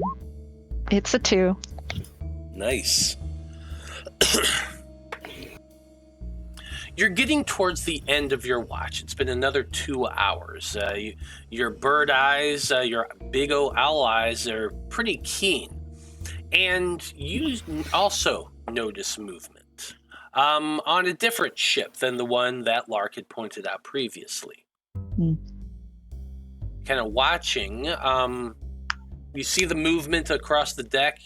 It seemed to start at the gangplank and is moving towards one of, I'm blanking on the name, but the stairs leading down into the center of the ship. They're heading towards that. With your dark vision, unfortunately, your dark vision doesn't go super duper far, but it's enough that it does catch that movement. And like judging based on like you know the relative size of things on a ship now that you've been on one for a little bit, and you can kind of like judge a little bit of perspective. Definitely a shorter individual moving across the ship, going into the ship. And this is also a ship that hasn't had any activity on it, to my knowledge. Okay. Huh. Also carrying something that looks like a bay, or could I only get the outline of you can only get figure? the outside of it. It didn't look like they were carrying anything at the time. Huh. But they were entering the ship, not exiting it. Correct. Yeah. Okay. Going into it. Okay. Yeah, going into it. Okay. I'm gonna start writing notes because the doc's a huge nerd and definitely has paper and pen on him. So it's written a note during the watches. Lark's noted this person roughly around. I mean, I don't know what time means to us at this point. Yeah, it really. Being in space. Yeah. I'm gonna draw the direction of the, like, where the moon is in terms of the horizon. No moon. That's the No tricky moon. part. Right. Yeah, There's no moon. Fuck. Yeah. Oh no. I'll just number it based off of watch. Yeah. Absolutely. Yeah. That's a good idea. About 30 minutes later, your watch is over. You go up and wake up the next person, who is Zolos. Zolos. Also catch him up on it.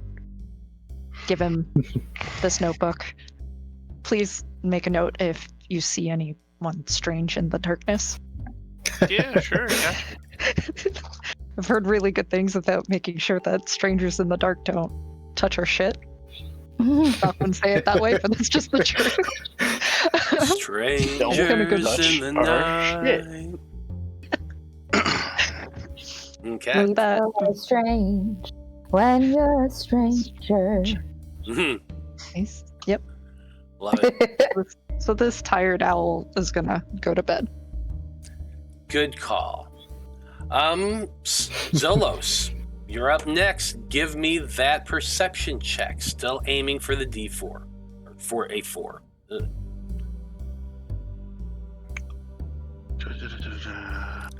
Matt hiked for 3 miles today. His brain not working so well.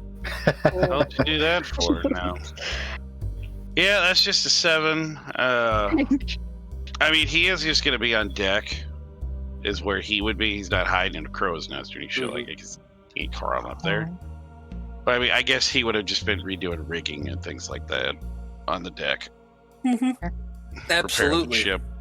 Yes, you spend more of your time really preparing the ship, getting it ready to depart, and so you don't actually see anything interesting during your time. Like, you're more focused on just getting the ship ready to go.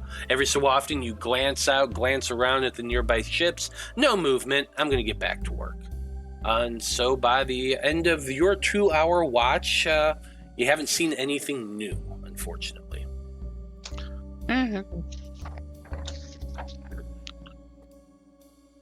He'll go get Granite in trouble. The best tag team duo out there. Just kind of explain to them, what Lark saw and what the doc saw. It's like, I didn't see anything. It's like, I've been prepping the ship. Do what you will. Sounds good. Have a good rest. With Zolos gone, the two of you, Boomy and Skarn, start watching, trying to look out for what Zolos explained to you. And you have the notebook from Dr. Bloom, so you're able to look over that as well. Some more, probably more detailed notes than what Zolos actually told you. So both of you go ahead and give me performance checks. Details are for nerds. Thank you. Exactly. Still aiming for that 4. Literally.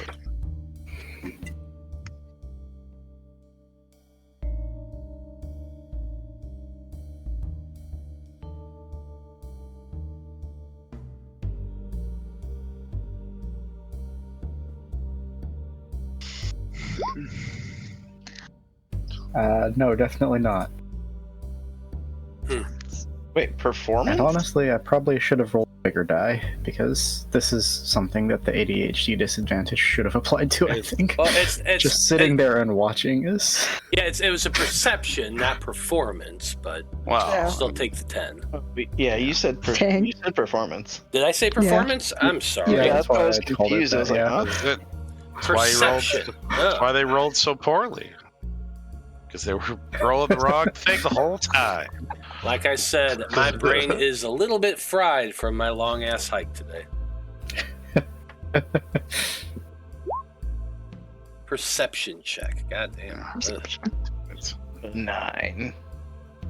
Dang. Nope, we're sitting there playing checkers. Nothing's going on out here. Oh no. Sounds about right. When the rest of you wake up the following morning, you do find Boomy and Skarn playing a game of checkers. Both of you roll for me a d10, and we'll see who won.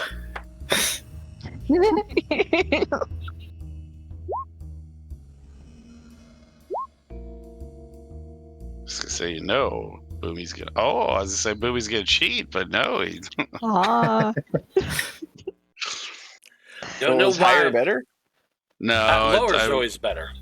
in this system, yeah, it's the other way around. Yeah, lower is always better in this Okay. game. So, as a surprise, it seems like Skarn has been kind of dominating Boomy playing checkers. Yeah, I mean, I have a lot of experience. You know, you gotta kill time at the barracks, and when you're always at the barracks... That's fair. So, benefits time for taking a rest. When rest ends, each participating PC restores all their effort and health, and the severity of one wound is reduced by 1. Did anybody have any wounds? No, the doc healed me, so Think I didn't. Good. There shouldn't be any wounds left, Just but health to fill. yeah, I do have to make a roll though. Tragically. Oh. You do. Your insomnia. Yeah. Yeah, go ahead and make your Exactly. insomnia roll. I'm assuming I have to roll a d12 for that. Mm-hmm. And does it say on your sheet what your DC is? I don't remember it offhand. 8. There you go.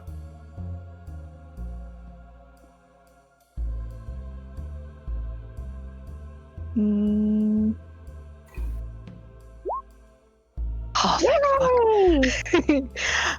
I slept somehow. Just enough. You know, Dr. Bloom, it has been an exhausting 48 hours. It should not surprise you that that the moment you hit your hammock, your head just was like pillow zonk. You know? So like you were just out, and you gained a good night's sleep as well. Thank goodness. Skarn, or not Skarn, Skarn and Dreezy, the two of you are finishing up your checkers game as the rest of the team makes their way up to the dock, or to the deck, and I imagine seeing y'all there playing checkers, that's a interesting sight when you're supposed to be watching for trouble. I mean, there's nothing out there. It's been quiet all night. It's boring up here. Better this than reading a book. At least I can look up easier.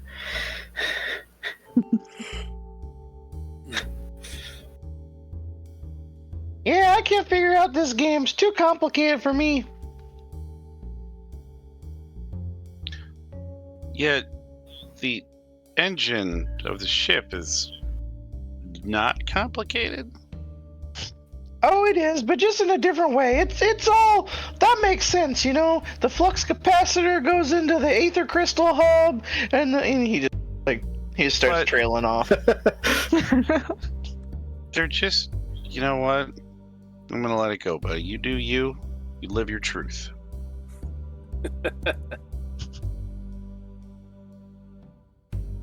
Why not?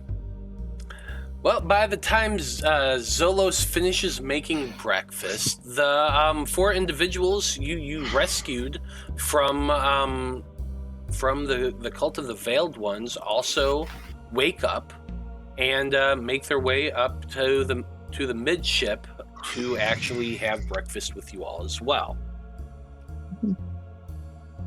What's the plan from here? Well, gotta get our stuff to the boss and get out of here, hopefully before our time clock rolls over, so... Well, I have a feeling it's rolled over. Well, we had 9 hours, so And a we rest. should have 1 hour left. Well, we did leave 8. and then come back Yeah. for another, and we were there for a little bit of time. An hour. Yeah, So we had 8 hours left. We took 2-hour watches, but Left. between the 4 of us, yeah, we're out. Okay, so And somebody better go pay for the next set Well, before they start charging us overtime hey. fees. We'll let them come to, because we got to pay for the day, so he's gonna come to us. But something our doorman buddy said last night. Mm-hmm. Skarn, he's like, put up your Mhm. hands for me real quick. Put your dukes up. Okay, yeah. You got. I mean, they're rather large, are they not? Right? I suppose in comparison to most folks. Well, especially maybe to the skull of a gnome. And he's just gonna kind of like make a motion of like, it's like the skull of a gnome. I mean, I guess probably, yeah. All right. Well, before he gets here, I need you to develop the killer instinct. Can you do that? Now, I need you to clarify something, because last night I suggested killing him and you said not to do that. Well, I don't want you to kill it, but I want him to think that at any moment's time we could kill him. Now, don't just come right out and say I'm going to kill you. Just kind of stand there, look menacing, kind of keep your eye on him. Can you do that? I can probably do that. I guess he'd look to his new friends, the new crew, kind of maybe wink, when nobody else is looking at the tiefling, and ask everybody's like, all right, are any of you particularly good with fighting?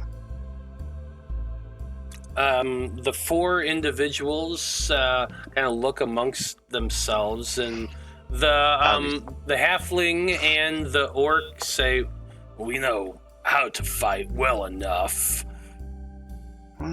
So we both worked on a ship, and Perfect. we have to defend ourselves. And then the halfling points out, "Yeah, that's true, but we did lose to the Veiled Ones when they attacked our ship and captured us all. So there's that too." That's not a, don't take any shame in that. I was like, they might have had a bigger crew, more powerful ship. That's not a bad thing. It was an unlucky thing. I just need to know if something's gonna happen here soon. I'm hoping we can count on you. Can we count on you? Do you have weapons that we can use? There's gotta be weapons. I mean, there were probably there were basic weapons in the, because I remember, Yeah, so it's like we got weapons, we got basic armor, shields if you need them. We're stacked. It's like we've got loaded ballistas all ready to go. We're good. Sure. We're gonna stay below deck because we don't want to be seen in case the veiled ones are no. looking I get at it. us. But if you, we'll arm ourselves, and if you need help, yell down, and you're all right out of here. If I shout, I shout the word pineapple, to come up. What's a pineapple? It's a fruit. Back home. All right, you know what? Okay, how about this? Whatever. He's like, if I shout blue apple, he's going to hold up that ridiculously disgusting blue apple. Like, if I shout blue apple. Oh, a blarknuckle. It's got a name. Do you like these things? No, they're not really my thing. It's more an insectoid delicacy. So that fucking bug-eyed. All right, you know what? I did try one, and yes, it was disgusting. Yeah. Thank you for clarifying that, because I just thought this was shit people ate out here. He kind of smiles at that and laughs a little bit. I mean, I was trying. You know what? I was trying to fit in time here in the Rock. We wanted to kind of be one of the gang. Wanted to not be, people to look at us, like we were strange. So I tried it. All right, got you. Wow. So yeah, man, blarknuckle. I definitely would not put a blarknuckle in my mouth. Ugh. I'm sure that's been said by a lot of people. So yeah, if I shout blarknuckle, you come running. Sure, why not? Conspicuously, he's noticed the tiefling didn't speak out. The tiefling, is more kind of sitting there quietly eating her food. Very demure. Very demure. And kind of like just looks up when she realizes that everyone's staring at her, and I'm not a fighter. I know some defensive magic and stuff like that, but I don't know how to fight. Hey, that's okay. It's okay. Some of us gotta be lovers, right? Can't all be fighters. No, I was a merchant. My father owns a small logging company in my hometown, and he family business. Sent me to oversee a delivery. Wealthy operation. She subtly, he says. Subtly, kind of shrugs a little bit. You know what? We're gonna get you home, just all the same, okay? Just kind of wink at her a little bit at the corner of his eye, and he goes, I apologize, Skarn, you were about to say something. Oh, yeah, you said you wanted me to stand by and be intimidating. Would it be intimidating fire, or would that be too much over the top? Wait, all right, you cut out just a little bit on mine. Did you say fire? Yeah. Okay, I thought you said fire. I just want to make sure that my headset didn't. That is very intimidating. You know what? Keep that in mind. Keep that in reserve, because I will remind you, our ship is a lot of it. There's a lot of wood. Well, I mean, listen. It's just I do the thing with the illusions. It's. You know what? Yeah, keep that on the hand. I'm not fireproof. Hey, keep. If I were fireproof, those explosions would not have been a problem. That would, yeah. I mean, that would have been pretty cool. But keep that in the chamber. If things go bad, we use those illusions to kind of bolster our defense there. Yeah. Because like I said, we want to intimidate, but we don't want to just outright threaten or murder. We just want to say, hey, we're pretty, I'm going to try and bring up the fact that, Doc is short round. I mean, Lark. He's going to kind of lean in. He's like, Lark, keep it in with the fact that he's terrified of her now. He's not going to let her know that, though. But yeah, he's just going to be extra nice. He's like, the Lark and the Doc saw, who we were pretty sure, Lark said it was dead on him. So we're going to try and use that to our advantage. We know he's been stealing from ships. So if he tries to swindle us, we're going to use that. I'm going to try and use that information. It's like, Doc, you're really smart. No swindling. Doc, you're really smart. I'm gonna need those brains of yours, Doc. It's like, just in case. It's like, Boomy, I would say, prep a charge. But the last time you did that, you almost blew us up. Don't worry, I can blow anybody up, even myself. Yeah. Guess what? That's going to be our secret weapon.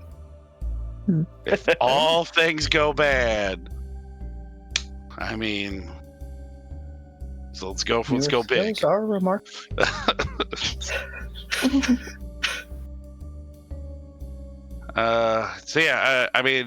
He said he was going to be back in the morning. So I really when did the supplies, we know they're being delivered in the morning. Are they being do we see them coming? Are they being onboarded now? They haven't been brought in now. You haven't also gone and checked either, I suppose, since you were currently having breakfast. But a look out the window would show that there are a couple small pallets that have been delivered, stocked full of supplies and things of that nature. When did those get dropped off? Boomy, you and Skarn kind of looked to each other, and man, that checkers game was riveting. Yeah, I don't know. We were watching all night. They must have teleported that stuff in. Yeah, teleported. Hey, you know what? I know magic can do, move stuff like that. Maybe they did. I don't know. I don't remember requesting that service, but hey, maybe that's just standard. Yeah, standard stuff out here in space. Everybody teleports. I tell you what, though, they all did just kind of leave it right outside, so I guess I'll go start hauling it down into the cargo. Yeah, these delivery guys never put anything away. Oh, hey, ain't that the truth? And he'll cut. I guess as we're going. You ever heard of U.S. Foods? Oh, shit. No, is that in Loroupa? Yeah. Yeah, Us Foods. It's a delivery service in Loroupa. God, they suck. I guess as we're walking up, Zolos would be like, "Hey, your little metal friends, can you get a hold of them? Just tell them we could have some work for them, or we might be able to do something for them." Yeah, I have their number on the Crystal Network. It's like, check in with them and see, just tell them, it's like, hey, if you're in the areas of the dock, swing on by. I was like, maybe we can help each other out. It's like, if you need a passage off, or we'll make an arrangement. I think they have their own ship. They seem to have their own ship that had everything they could need on it. A good deal for them. We gotta offer them something pretty special, I think, for them to help us. Is one of their ships nearby? Do we know? That I don't know. They didn't mention they're docked at this, on the rock. I don't know if it's in the same. Is there only one dock here? Is there multiple? No, it's harbors? It's ringed around.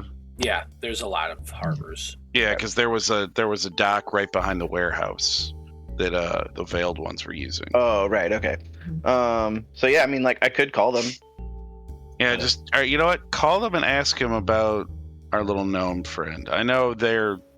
I mean, I'm not going to suggest that all gnomes know each other. They're a different kind of gnome, right? They're like. That Not I don't know flesh. either. They've like enhanced themselves Yeah. with They're not mechanical parts, but I don't know. Yeah, are they fleshy gnomes like the little one that we have to deal with? Kinda. They have some fleshy parts. They just have a lot of upgrades. All right. Yeah, see if they know him. Over. I'll ring them up and say, hey, you guys want to hang out? Yeah, you know what? Invite them by. You know, Got some pretty cool technology on the ship. ask if they need us to get anything while we're at. You know, if they can't do it themselves, maybe we can be of service to them in that respect.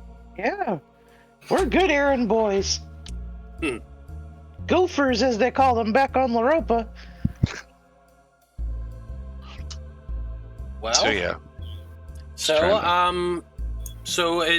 are you all staying there while Boomy makes the call, or are some of you heading out to go see Crowborn?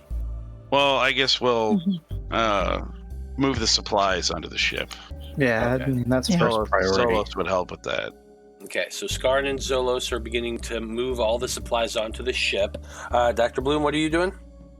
I'm checking all of the former slaves just to make sure everyone's doing okay. Gotcha. Any healing.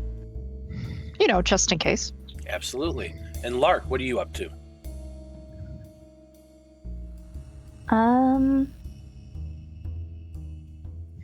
I think I'm going to help take inventory of everything that Skarn's bringing on ship to make sure that we got everything. Gotcha. Okay. So, Zolos and Skarn, I would like you to make athletics checks. This is your ability to move the boxes up onto the ship as quickly and efficiently as possible. You have a hoisting crane. You also have that you can attach to the mast that can help you that way. You can also open up the side portal to the ship, which goes directly into the cargo hold, and move them in that way. Either way works really, but it's still the same roll. An athletics check, it's based on your strength and your endurance. So you're going to be aiming for a 5.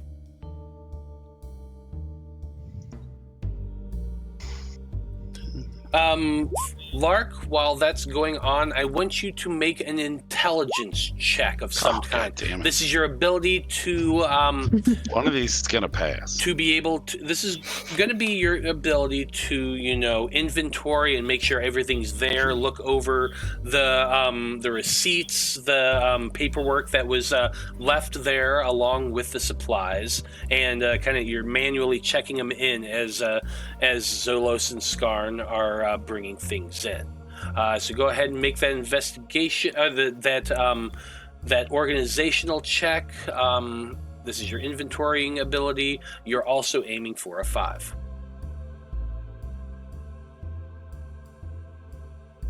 Skarn, what did you get? That was a 2. That's a success. Zolos, what did you get? Not a 2. Not a 2. Okay. A 9. Yeah, that is a failure for this roll. Lark, what did you get? 5. 5 on the nose. Okay. So Zolos is less of a help and more of a hindrance in this. Every time there's a box to pick up, they have to stop and, adjust their hair and make sure it's out of the way. Adjust your outfit because boxes tend to be dusty and you have to clean yourself off periodically. And so you don't finish the task as quickly as you could have overall, but you at least are able to work together and get it done eventually. Lark, with your inventorying skills, as you're checking and marking everything, you actually notice that, you do have everything that you had ordered. It's all looking of good quality. No mistakes or anything like that. So that is 2 out of 3 successes. Dr. Bloom, you are examining the survivors. The three of them are going to submit to an examination. Aravast, on the other hand, volunteers to help you, Boomy, with your collect call. You mentioned that you've mentioned before that everything is in another language, and now that he's fed and rested, he'll be like, "Oh, why don't you let me come and help you? That way we can accurately contact the individuals." Yeah, much appreciated. So the two of you are doing that. So Dr. Bloom, I would like you to make a medicine check. You're just giving everybody a once-over. And Boomy, I would like you to make a reach out and touch someone kind of check. This is your ability to manipulate the controls of the keyboard and you help with Aravast assisting you. I'm going to say that the DC for yours is going to be a 6. Dr. Bloom, yours is a 5. Boop. Boop, I say. It's a 2. 2. That is a success. You are examining the survivors, and they are severely emaciated. They are severely dehydrated. You can tell that they have not gotten much sleep. The two former the two former crew members of the other ship, they seem somewhat muscular. They seem aware and competent, and as you're like examining them, the one of Orcish descent, Bertarelli, says to you, "I don't suppose your group will be needing any extra crew on this voyage to wherever it is we're going. We're not looking for full-time work, but if you need help aboard the ship while we're moving, while we're traveling, we both know our way around a ship." I mean, I think that would be immensely helpful. I know I'm certainly new to the ship. Some of our crew are much more experienced in terms of operating it, so I think pitching in together would be really helpful. He nods, and him and Jaima say, "Absolutely. Once we get into deep space, we will assist your crew any way we can, and take orders from your group until our journey ends." Mm-hmm. And really, your only aim is to just get off the rock, right? There's not a specific location that we're looking for. Well, I'm from, like I said, I'm blanking on the name. Let me look real quick. We're both from Ereborn. I'm not sure where you're heading, but it's a sphere quite a ways away from here. The journey we were on was a 6 months voyage. We were attacked in wild space while we traveled, so neither of us have been home for months. But I don't know how long you plan on, or how far you're planning on traveling. As long as you can get us to a planet with a trade network, we can find passage out beyond from there. Or at least that should be possible. But we'll discuss it more with the crew, especially after Aravast and Boomy are done understanding this strange language that we're working with in terms of the ship. 1-800 Mech-Gnomes. Yeah, pretty much. You're reaching out to call the gnomes. So let's go ahead and get in with that. What did you roll for your reach out and touch someone roll? 3. Nice. With your 3, Aravast sits down and begins kind of explaining to you how the different symbols and how they relate to common. It's basically like a coordinate system. There's numbers and dashes and different symbols that have to do with frequency and quadrant and that sort of thing. They explain that it's not like a super long distance communication. Your ship could probably reach most docks, maybe not the ones on the far side of the rock, but most of the ones certainly on this side of the area. So you begin plugging in the numbers. Your call connects, and you hear a voice speaking from the other line. Hello, hello, hello, hello. What do you want? It's Dreezy Boomy from the Wayfinder. Does anyone know a Dreezy Boomy? Oh, that's that guy that we talked to at the hotel. Yeah, he was pretty cool and all. Right.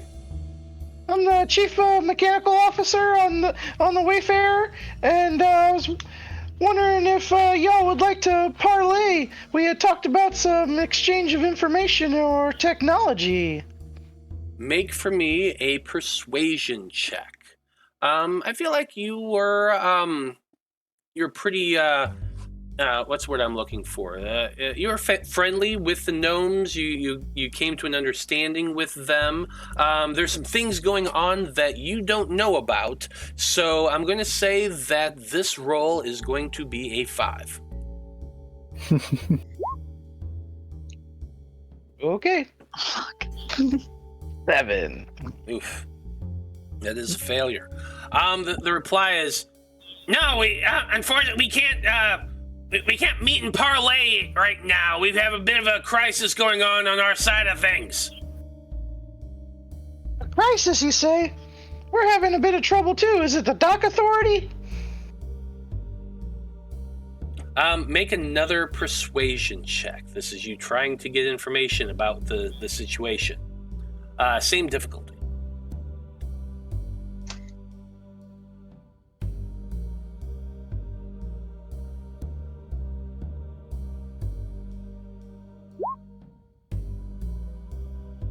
Woohoo! A 3. Woo! There was a theft last night. Somebody sneaked aboard our ship while we were still at the hotel. We got there this morning. We was gonna rev up the ship. Some things are missing. We gotta figure out who stole them. Wait, which shit. dock were you at? They're on the phone. Oh, shit. Yeah, this is That's happening right. at the same time that you're doing inventory. Inventory. Okay. Sorry. I am gonna ask that though. I'm gonna say, What's your location? We are at South Docks 67. you off. Yeah. What's our number? Oh. I don't remember if we got Please a say number. We're done with 69. Please say 69. Definitely 69. Nice. Okay, amazing. We're not too far off. Maybe I'll come over there and give you guys a hand when we're finished with our stuff. Well, we can see what's maybe. I don't know.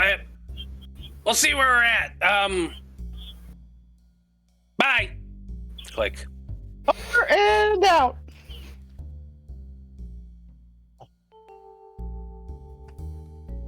Those guys are lame as fuck. They can't help us. Are you They said saying they got that- some of their stuff stolen. Are you saying tell- this to the nerd? Yeah, I'm telling this all to Aravast.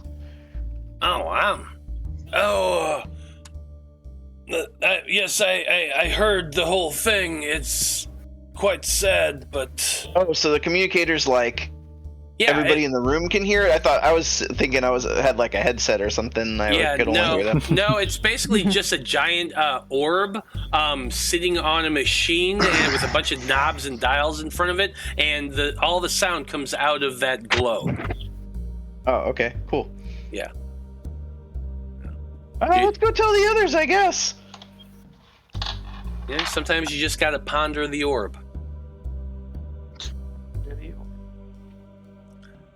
Well, you are able to go looking for Lark, Skarn, Zolos, and Dr. Bloom.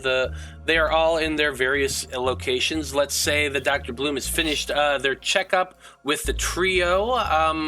As I said, I described exactly their state. They're not looking great. They're kind of weakened, but the two sailors are actually fairly strong. The young tiefling woman is very, very frail and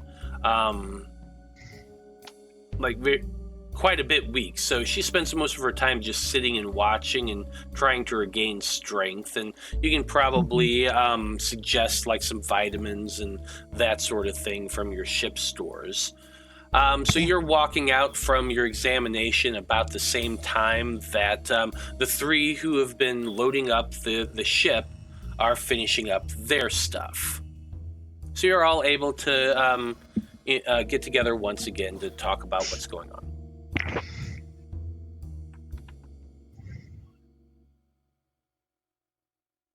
Is Boomy going to update everybody?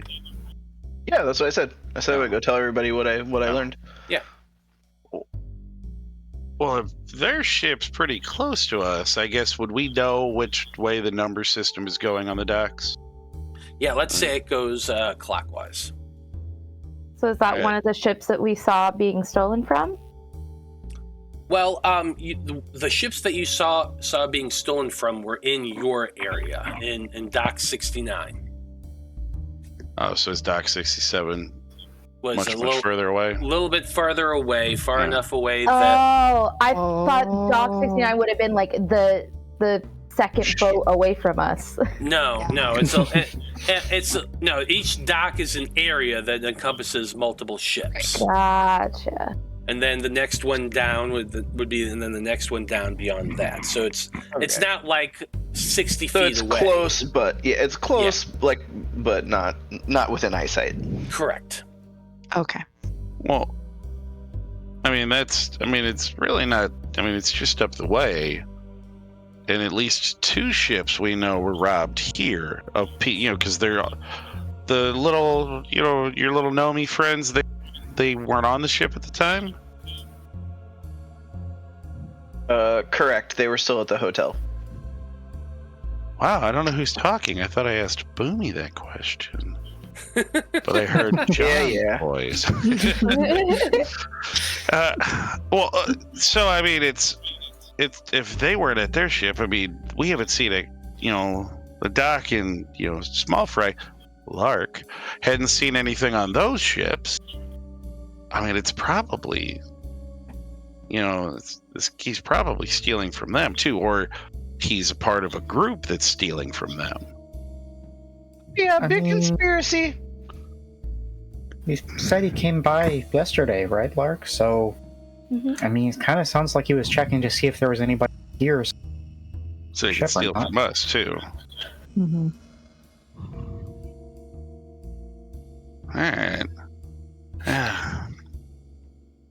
We're going to keep this, we'll play this by ear, because, I want to tell them, hey, no, this guy's been stealing from ships here. I don't want to have you go back and call him again, because might just piss him off. We'll because I guess do we see him walking around and checking on ships, or are there other dock workers? You can go up to the top deck and take a look around. Make me a persuasion or a perception check. God damn, perception check.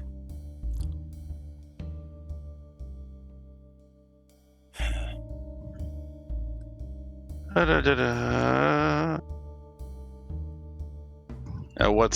I going for here? You're aiming for a 5.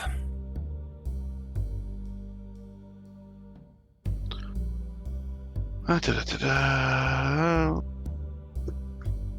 10, that's 5. Yay! It's finally fucking succeeded. That's a 4. You go up and kind of look about, scanning around the other ships in the immediate area. You don't see the gnome particularly, or specifically. You're kind of looking about the area, and what I will tell you is with that 4, what you do see, although you don't see the gnome himself, you do see that people are starting to head back to the 2 ships you all saw them on. There is a group of about 20 or so people making their way up the gangplank of one, and on the other one there are some people moving about the deck itself. How far? I guess they're making their way. How far from our ship is their ship? Like 3 or so ships down one direction and a couple down the other. So they're like not right close to it, but like within 100 feet of each other. Hey, Doc, you can. I mean, I don't want to send you over there just on your own, and I want to be here in case that little prick shows up. Yeah. I mean, I could take. Should we say something to them? Should we go tell them what we saw? Do we want to tell them, or do we want to use it as leverage against? Well, I mean, I think if they know, I mean, because now if they all of a sudden they just start, oh hey, where's our shit? Well, I mean, I don't. I'm open to suggestions, guys. It's like I'm not a big planner. Obviously, I shoot from the hip. So, I mean, I'm willing to. Do we tell them? Or do we, let them discover things, and then if he shows up, we can kind of use it against him. But I mean, he would have to be here for that to work. So, what do you think? Do we want them informed? We'd be like, hey, I was like, we saw somebody sneaking in onto your ship last night. It's like maybe ask them, hey, can you send one of your, maybe their ship's captain? It's like, hey, can you come over to our ship and talk? We saw somebody sneaking onto your ship last night. We could do that. We could. Yeah. Uh, I mean, it doesn't hurt to have additional allies, even ever so briefly. I mean, how much can the dock fly and weigh, carry? Have we ever? I know they can carry Lark and Boomy. Yeah, that's I would kind of about it. Zolos would probably be too much. Yeah. Just. Well, I mean, if it's only about 100 feet down, we've got people on the ship. Nobody's gonna just fucking sneak up on our shit. I mean, if Doc wants to take somebody, maybe leave, maybe take Lark over to one ship, and Skarn and Zolos could talk to the other one. I don't know if that works for anybody. Leave at least someone, Boomy with I can stay on the ship. Boomy with it's what is it? How's it pronounced? Eravest. I was thinking it's like Avarice. I was like, all right, so Eravest, maybe, you can kind of keep an eye out for the ship, and he can start translating stuff in the. I don't know. Do we call it it's not the cockpit. Yeah, the helm. Maybe the helm. The bridge. Yeah, the bridge there. Yeah. See if he can start translating stuff for us, and you kind of keep an eye out on the top of the ship, and we'll kind of quick go over and let those 2 crews know. There's hey, we saw somebody on your ship last night. I would say I would start looking around to check to make sure nothing's missing because they were carrying a bag. Okay. And we're pretty certain of who it was. Okay, so let's say that Dr. Bloom and Lark are going to fly over to the one that Lark specifically saw the gnome coming out of with the bag. Yeah. And we'll say that Skarn and Zolos is heading to the other one, the one that Dr. Bloom saw them climb onto but never leave. Mm-hmm. Okay. Well, Dr. Bloom, Dr. Bloom, you pick up Lark and you go flying in that direction over there. You kind of pause and hover there and have to call out to them. There's a lot of calls back, and someone eventually yells, "Who are you and what do you want?"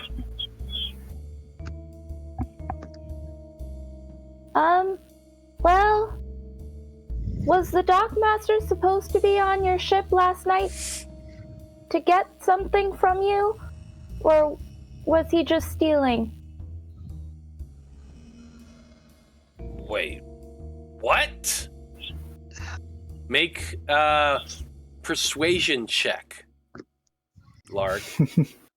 Give me a 6. Okay. And it's Arravast. That's Aravast names. Arvast. Aravast. A very trustworthy face Lark has. And then, of course, an owl. You gotta trust an owl, right? Yeah, I mean, that definitely is. They're very honest creatures. We showed up very proper. I was gonna offer to help. You already rolled. Yeah, go, you can expend 2 effort to help. I have the sidekick feature, so it's luckily only one. 1, so go for it, Nice. yeah. Reroll Okay. that, Lark.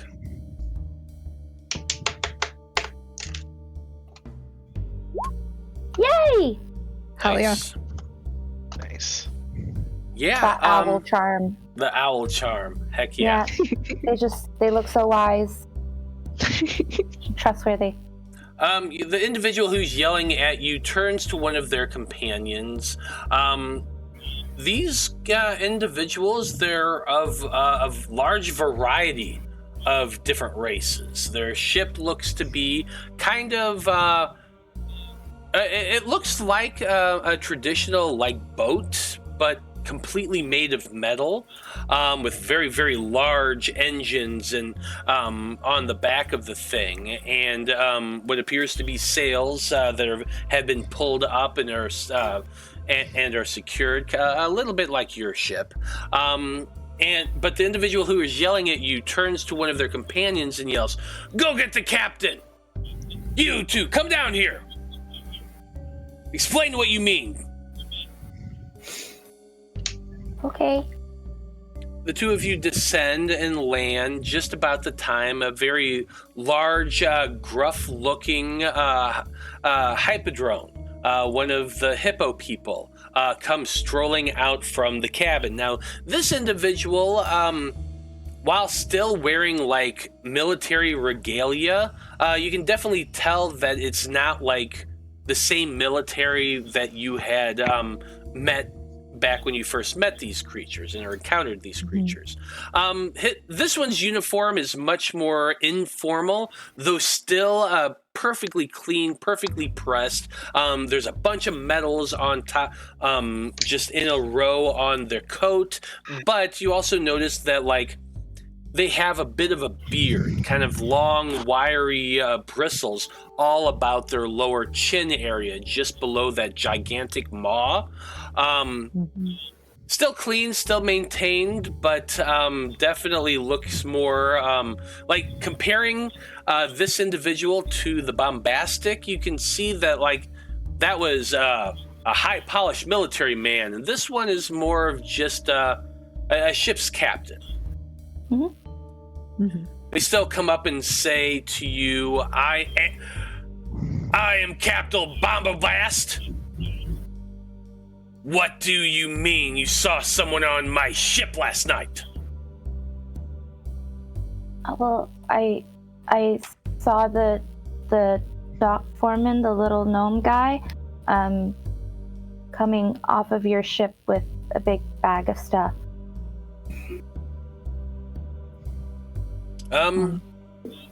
Make for me one more persuasion check. You, the DC is much lower because the captain's intrigued and the boatswain has already vouched for you. So aim for a 7.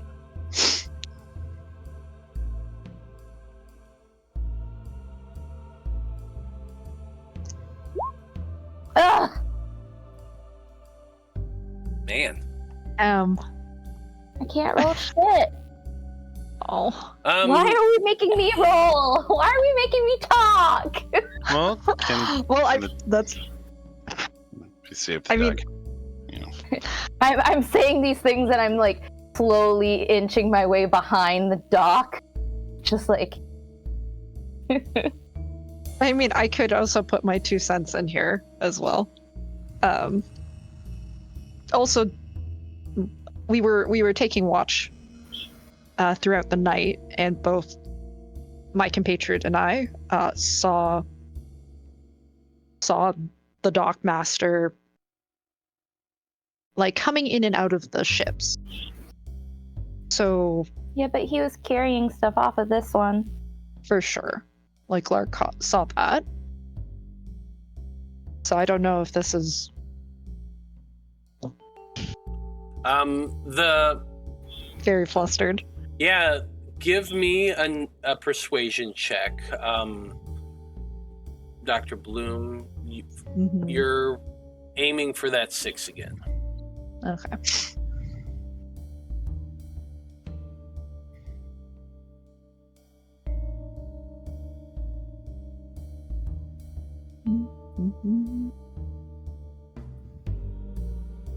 Yes, let's send the 2 most Hey, awkward folks. I literally could have called that. I'm sorry. No. it's all right. It's all right. It's no big deal. We're all good. We tried. The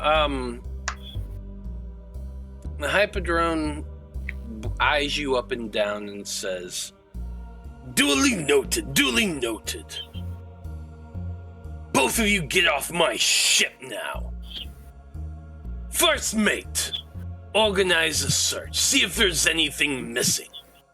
At least give these 2 the benefit of the doubt, but I don't trust people just showing up. So if your information proves false, you better not ever let us see you again. If, however, something is missing, what ship are you on? Or from? I look at Lark. Wayfinder?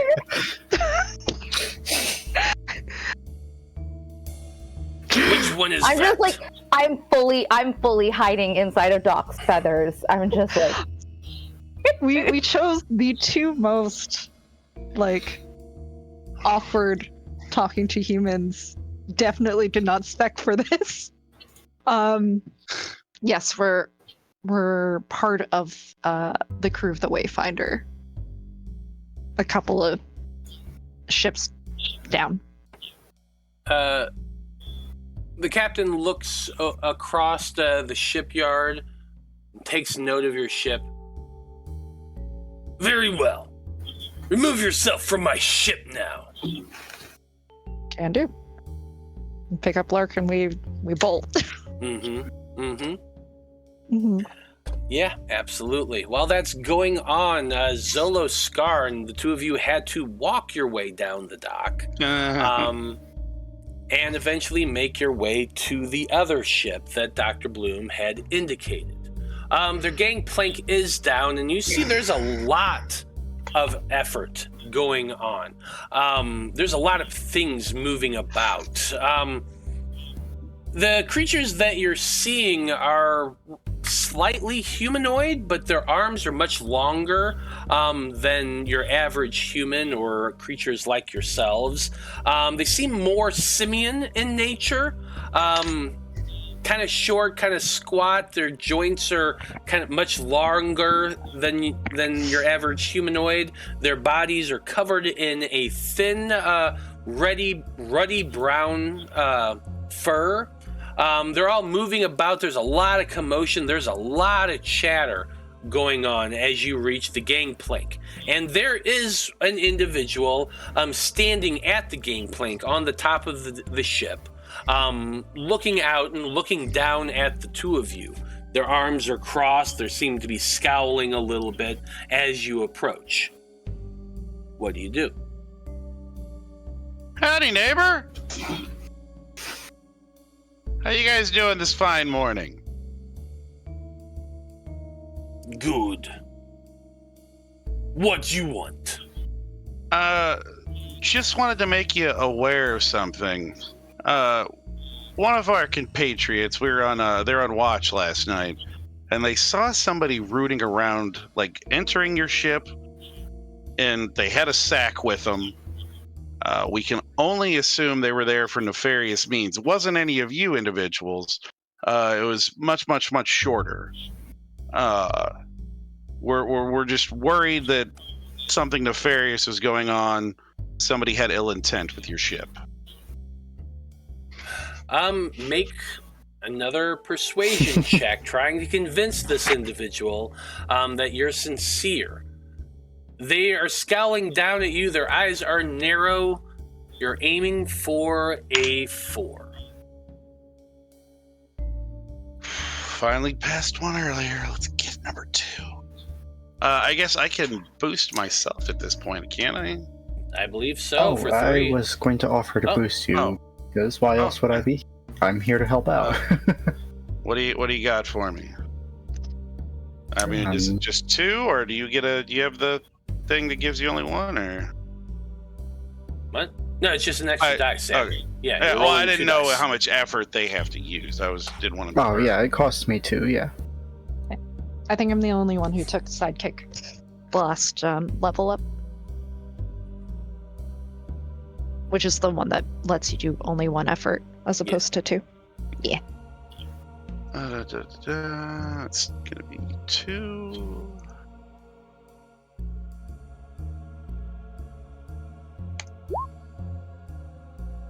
That is 3. The simian-looking creature kind of raises an eyebrow and says, "We are aware. It has been dealt with." Ooh. I mean, not to pry. I don't want to, put you guys on the spot or anything. We saw the same individual on a couple other ships down the way. You said it's been dealt with. Did you happen to see who it was? Do you have that? Because we want to make sure nobody was on our ship as well. Did you? Well, like I said, short individual. I mean, the docu was what? He's a gnome, so he's like what, 2-3 feet tall. Mm-hmm. It's about gnomes. He's kind of like doing his hand. He's like a shorter gentleman. You know what? Could have been a female too. You know what? I don't even know what race it was. Could have been anything. But shorter individual on multiple ships. Did you happen to catch them? It has been dealt with. She's kind of look at him. He's like, "I like your style." The individual puffs out his chest and kind of flexes his fists a little bit. Do I need to deal with more? Well, no. We want to make sure things are being dealt with properly. We're new to the neighborhood. Quite new. We just want to make sure justice is being dealt. And if you guys took care of this individual, that is fantastic. I just want to know, is there anything I can do for you? Maybe we could be friends. My name's Zolos. What's your name? Make for me another persuasion check. This time you're aiming for a 2. Oof.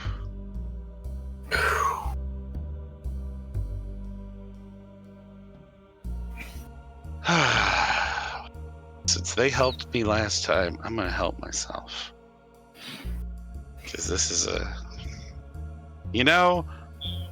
it's hubris now that I realize it's my basic fault. I could have had a free one of these earlier.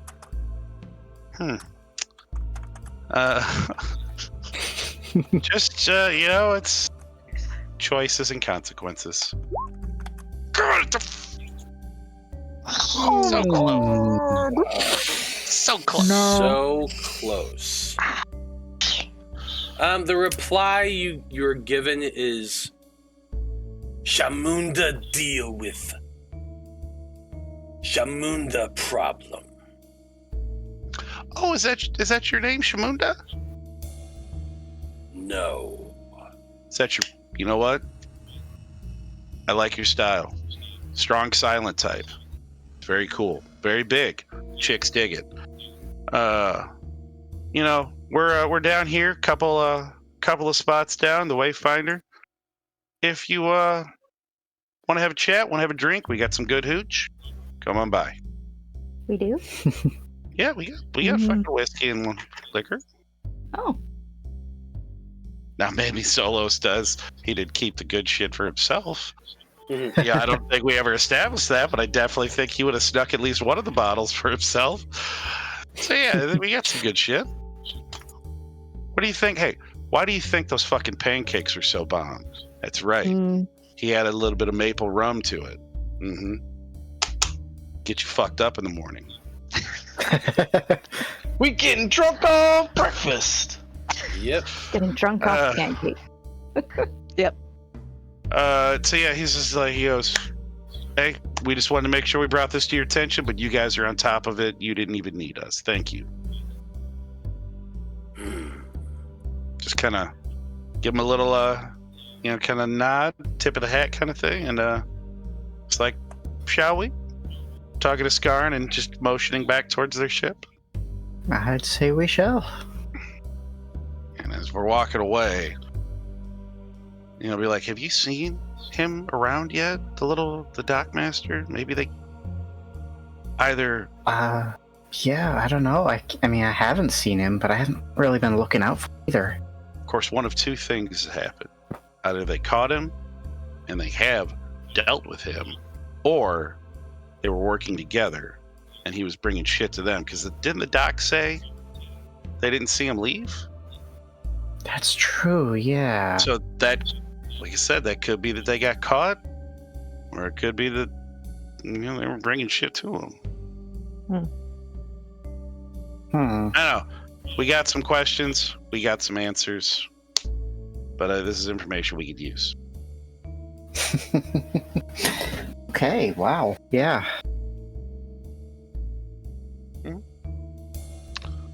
So yeah, we'll start to kind of walk I don't back. think I really expected Space Pirate Town to have so much detectiving going on. I've never done this before, so I didn't either. But I just, I'm very loquacious. I like talking. What can I say? No, it's great to watch you work. You know what? It's great to watch you work too. Just kind of like do that playful kind of like bro tap on the... I mean, he's not that much short. I mean, it'll be like on the ribs. It wouldn't be up on the shoulder because he's not that tall. Yeah. It's just like, you know what? And as soon as we get where we're going, I'm getting some of that seaweed. See if they've got some, and I'm making you that skincare regimen. You're gonna be the prettiest rock at the ball. I tell you that right now. I look forward to it. Hey, every pebble can be shined up to shine. Oh God, I should have said that. Every pebble can be shined to look bright. We're gonna make you bright. And looking at the time, I think that's where we're going to end things for this evening. Maybe eventually our heroes might pick a job and go sign up for it. They've only been floating there for like 4 or 5 episodes now, but Yeah, I'm down for it. Keep up with the detective work on the Rock. I'm all for it. I'm here for it. That's what happens when you play in an open sandbox of a universe. Not and Jester don't have shit on Skarn and Zolos. That's all I'm saying. Probably. Well done, everybody. You have managed to survive yet another day out in the multiverse. It's a crazy place. You never know what's going to happen. I never know what's going to happen. I just toss out possibilities and see who goes for what. But as always, I just got to say, thank you to everyone who watched this evening. We very much appreciate you tuning in and hanging out with us. It's been a wild ride. Come back in 2 weeks to find out maybe our heroes are going to go ahead and take a job. You never know. Maybe I'll throw out some other mystery for them to solve. We'll figure out something. But it's going to be a wild ride either way. As always, I like to go around the table and have everybody tell us who they are and where we can find them on the internet. And Zolos, you're the one that did the recap, so why don't you go ahead and go first? Well, I am Joe. I have been Zolos Vohnagath tonight. It's a lot of fun, this character. I don't get to be a chaos gremlin as much as I have with Zolos, so this is a lot of fun. Blood was quiet, reserved, didn't show emotion too much. Cog is, you know what? Fuck, they're both chaos gremlins. Cog's he actually is gremlin size. But yeah, Wednesday, Sonnet of Blood. If you wanted to see a lot of the times me in the episode doing this, come fucking Wednesday, because it's going to be the whole time. Because Cog's, he doesn't know what's going on, but I personally am just be like, holy shit, we're all going to die. It was going so well until last week. Really, we took a turn. So come by. The green one, by the way. That's what he's been called. Just come by, see if the green one can truly escape his... He didn't actually do anything, did he? No, not really. I don't think he did. He just teleported and then ran off. Yeah. It's not looking good. But we'll figure it out. Okay. Skarn, why don't you go next? Yeah, so I am Nobody. You can find me on Twitter and Sky at Nobody Adams. That's Adams with 2 Ds like the family. I do a ton of stuff, and usually I only talk about one thing a week, but this week I'm not going to talk about any of them because I just completed a couple days ago the Stop the Bleed course. It is an emergency first aid training course, takes about 2 hours, and a lot of organizations offer it free. If you go to stopthebleed.org, they do have a training course online, but it's not as good as the in-person one. I just figure, given all the natural disasters that are happening lately, that's a good thing for people to be working on. Absolutely. I'm all for that. Lark, you're up next. Oh dear, hi. I'm Alyssa. I've been playing Lark tonight. Not very well. And I'm not really found on the internet. I do have Instagram where I make a bunch of nerdy crocheted things. I can also do them by commission and sell them and shit. So if you're interested, you can hit me up there at Alyssa Crochets. Okay, bye. Heck yeah. Dr. Bloom, you're up next. Hi, everybody. I have been your very easily frazzled Dr. Ezra Bloom. You can find me on the internet at Static Blue Stray, and my name is Nico. Thank you always for having me. Absolutely. Always happy to have you here. Dreezy, you're next. Yo, my name's KOINES. I play Dreezy F. Boomy, Chaos Goblin on this program. And if you want to find me on the internet, Twitter, Blue Sky, Discord, whatever, everything is at Devil Fetish. Right on. Okay. Well, as always, I am Matthew R. Dawson, your friendly neighborhood host and game master here on the Random Rhapsody Network. You can find me on the tweets and the instas as at Scruffy Wanderer, and you can find me in a handful of places. Other than running games for these crazy people, at the end of the month, I'm going to be in a one-shot that our buddy Dido is running, and I actually get to play a character. I get to bring back a character from KOINES' old home game, where I'm going to be playing my favorite Edward Albert Poe. A bombastic guy who likes tech as much as he likes magic.